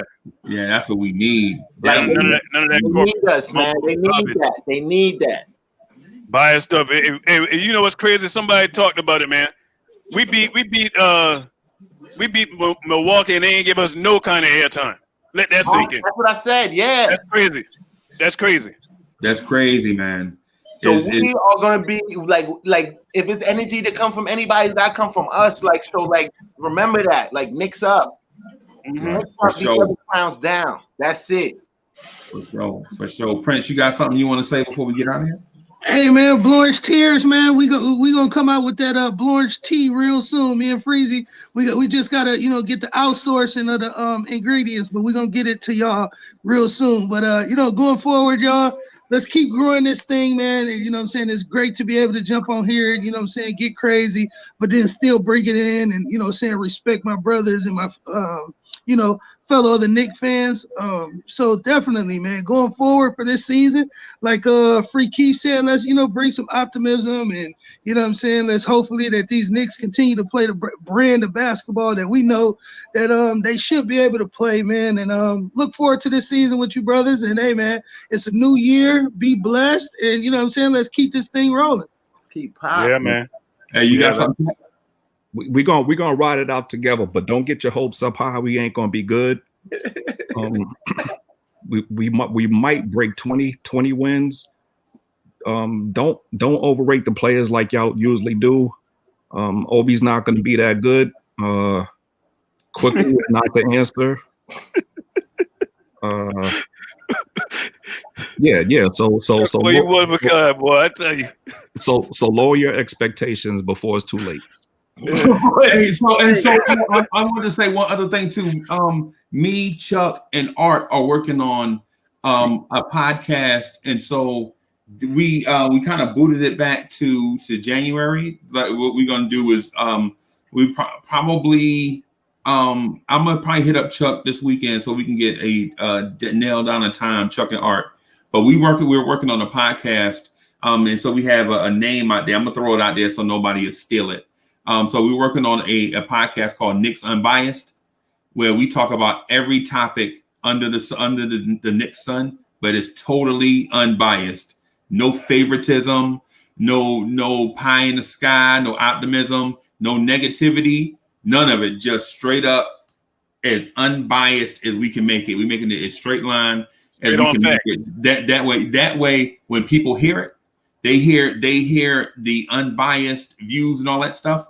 And then they can determine themselves whether they want to be positive or negative, as opposed to being steered to be positive or negative by the media. So, but anyway, hey Chuck, man, I'm gonna get some sleep, but I'm gonna hit you up later, man. We got to get together because we told about 3 weeks ago we said we'll get together this week here, okay. or next week, I guess, to do the podcast stuff. So I'll hit up you and Art, man, after I get some rest, man. I just gotta crash for a little bit. All right.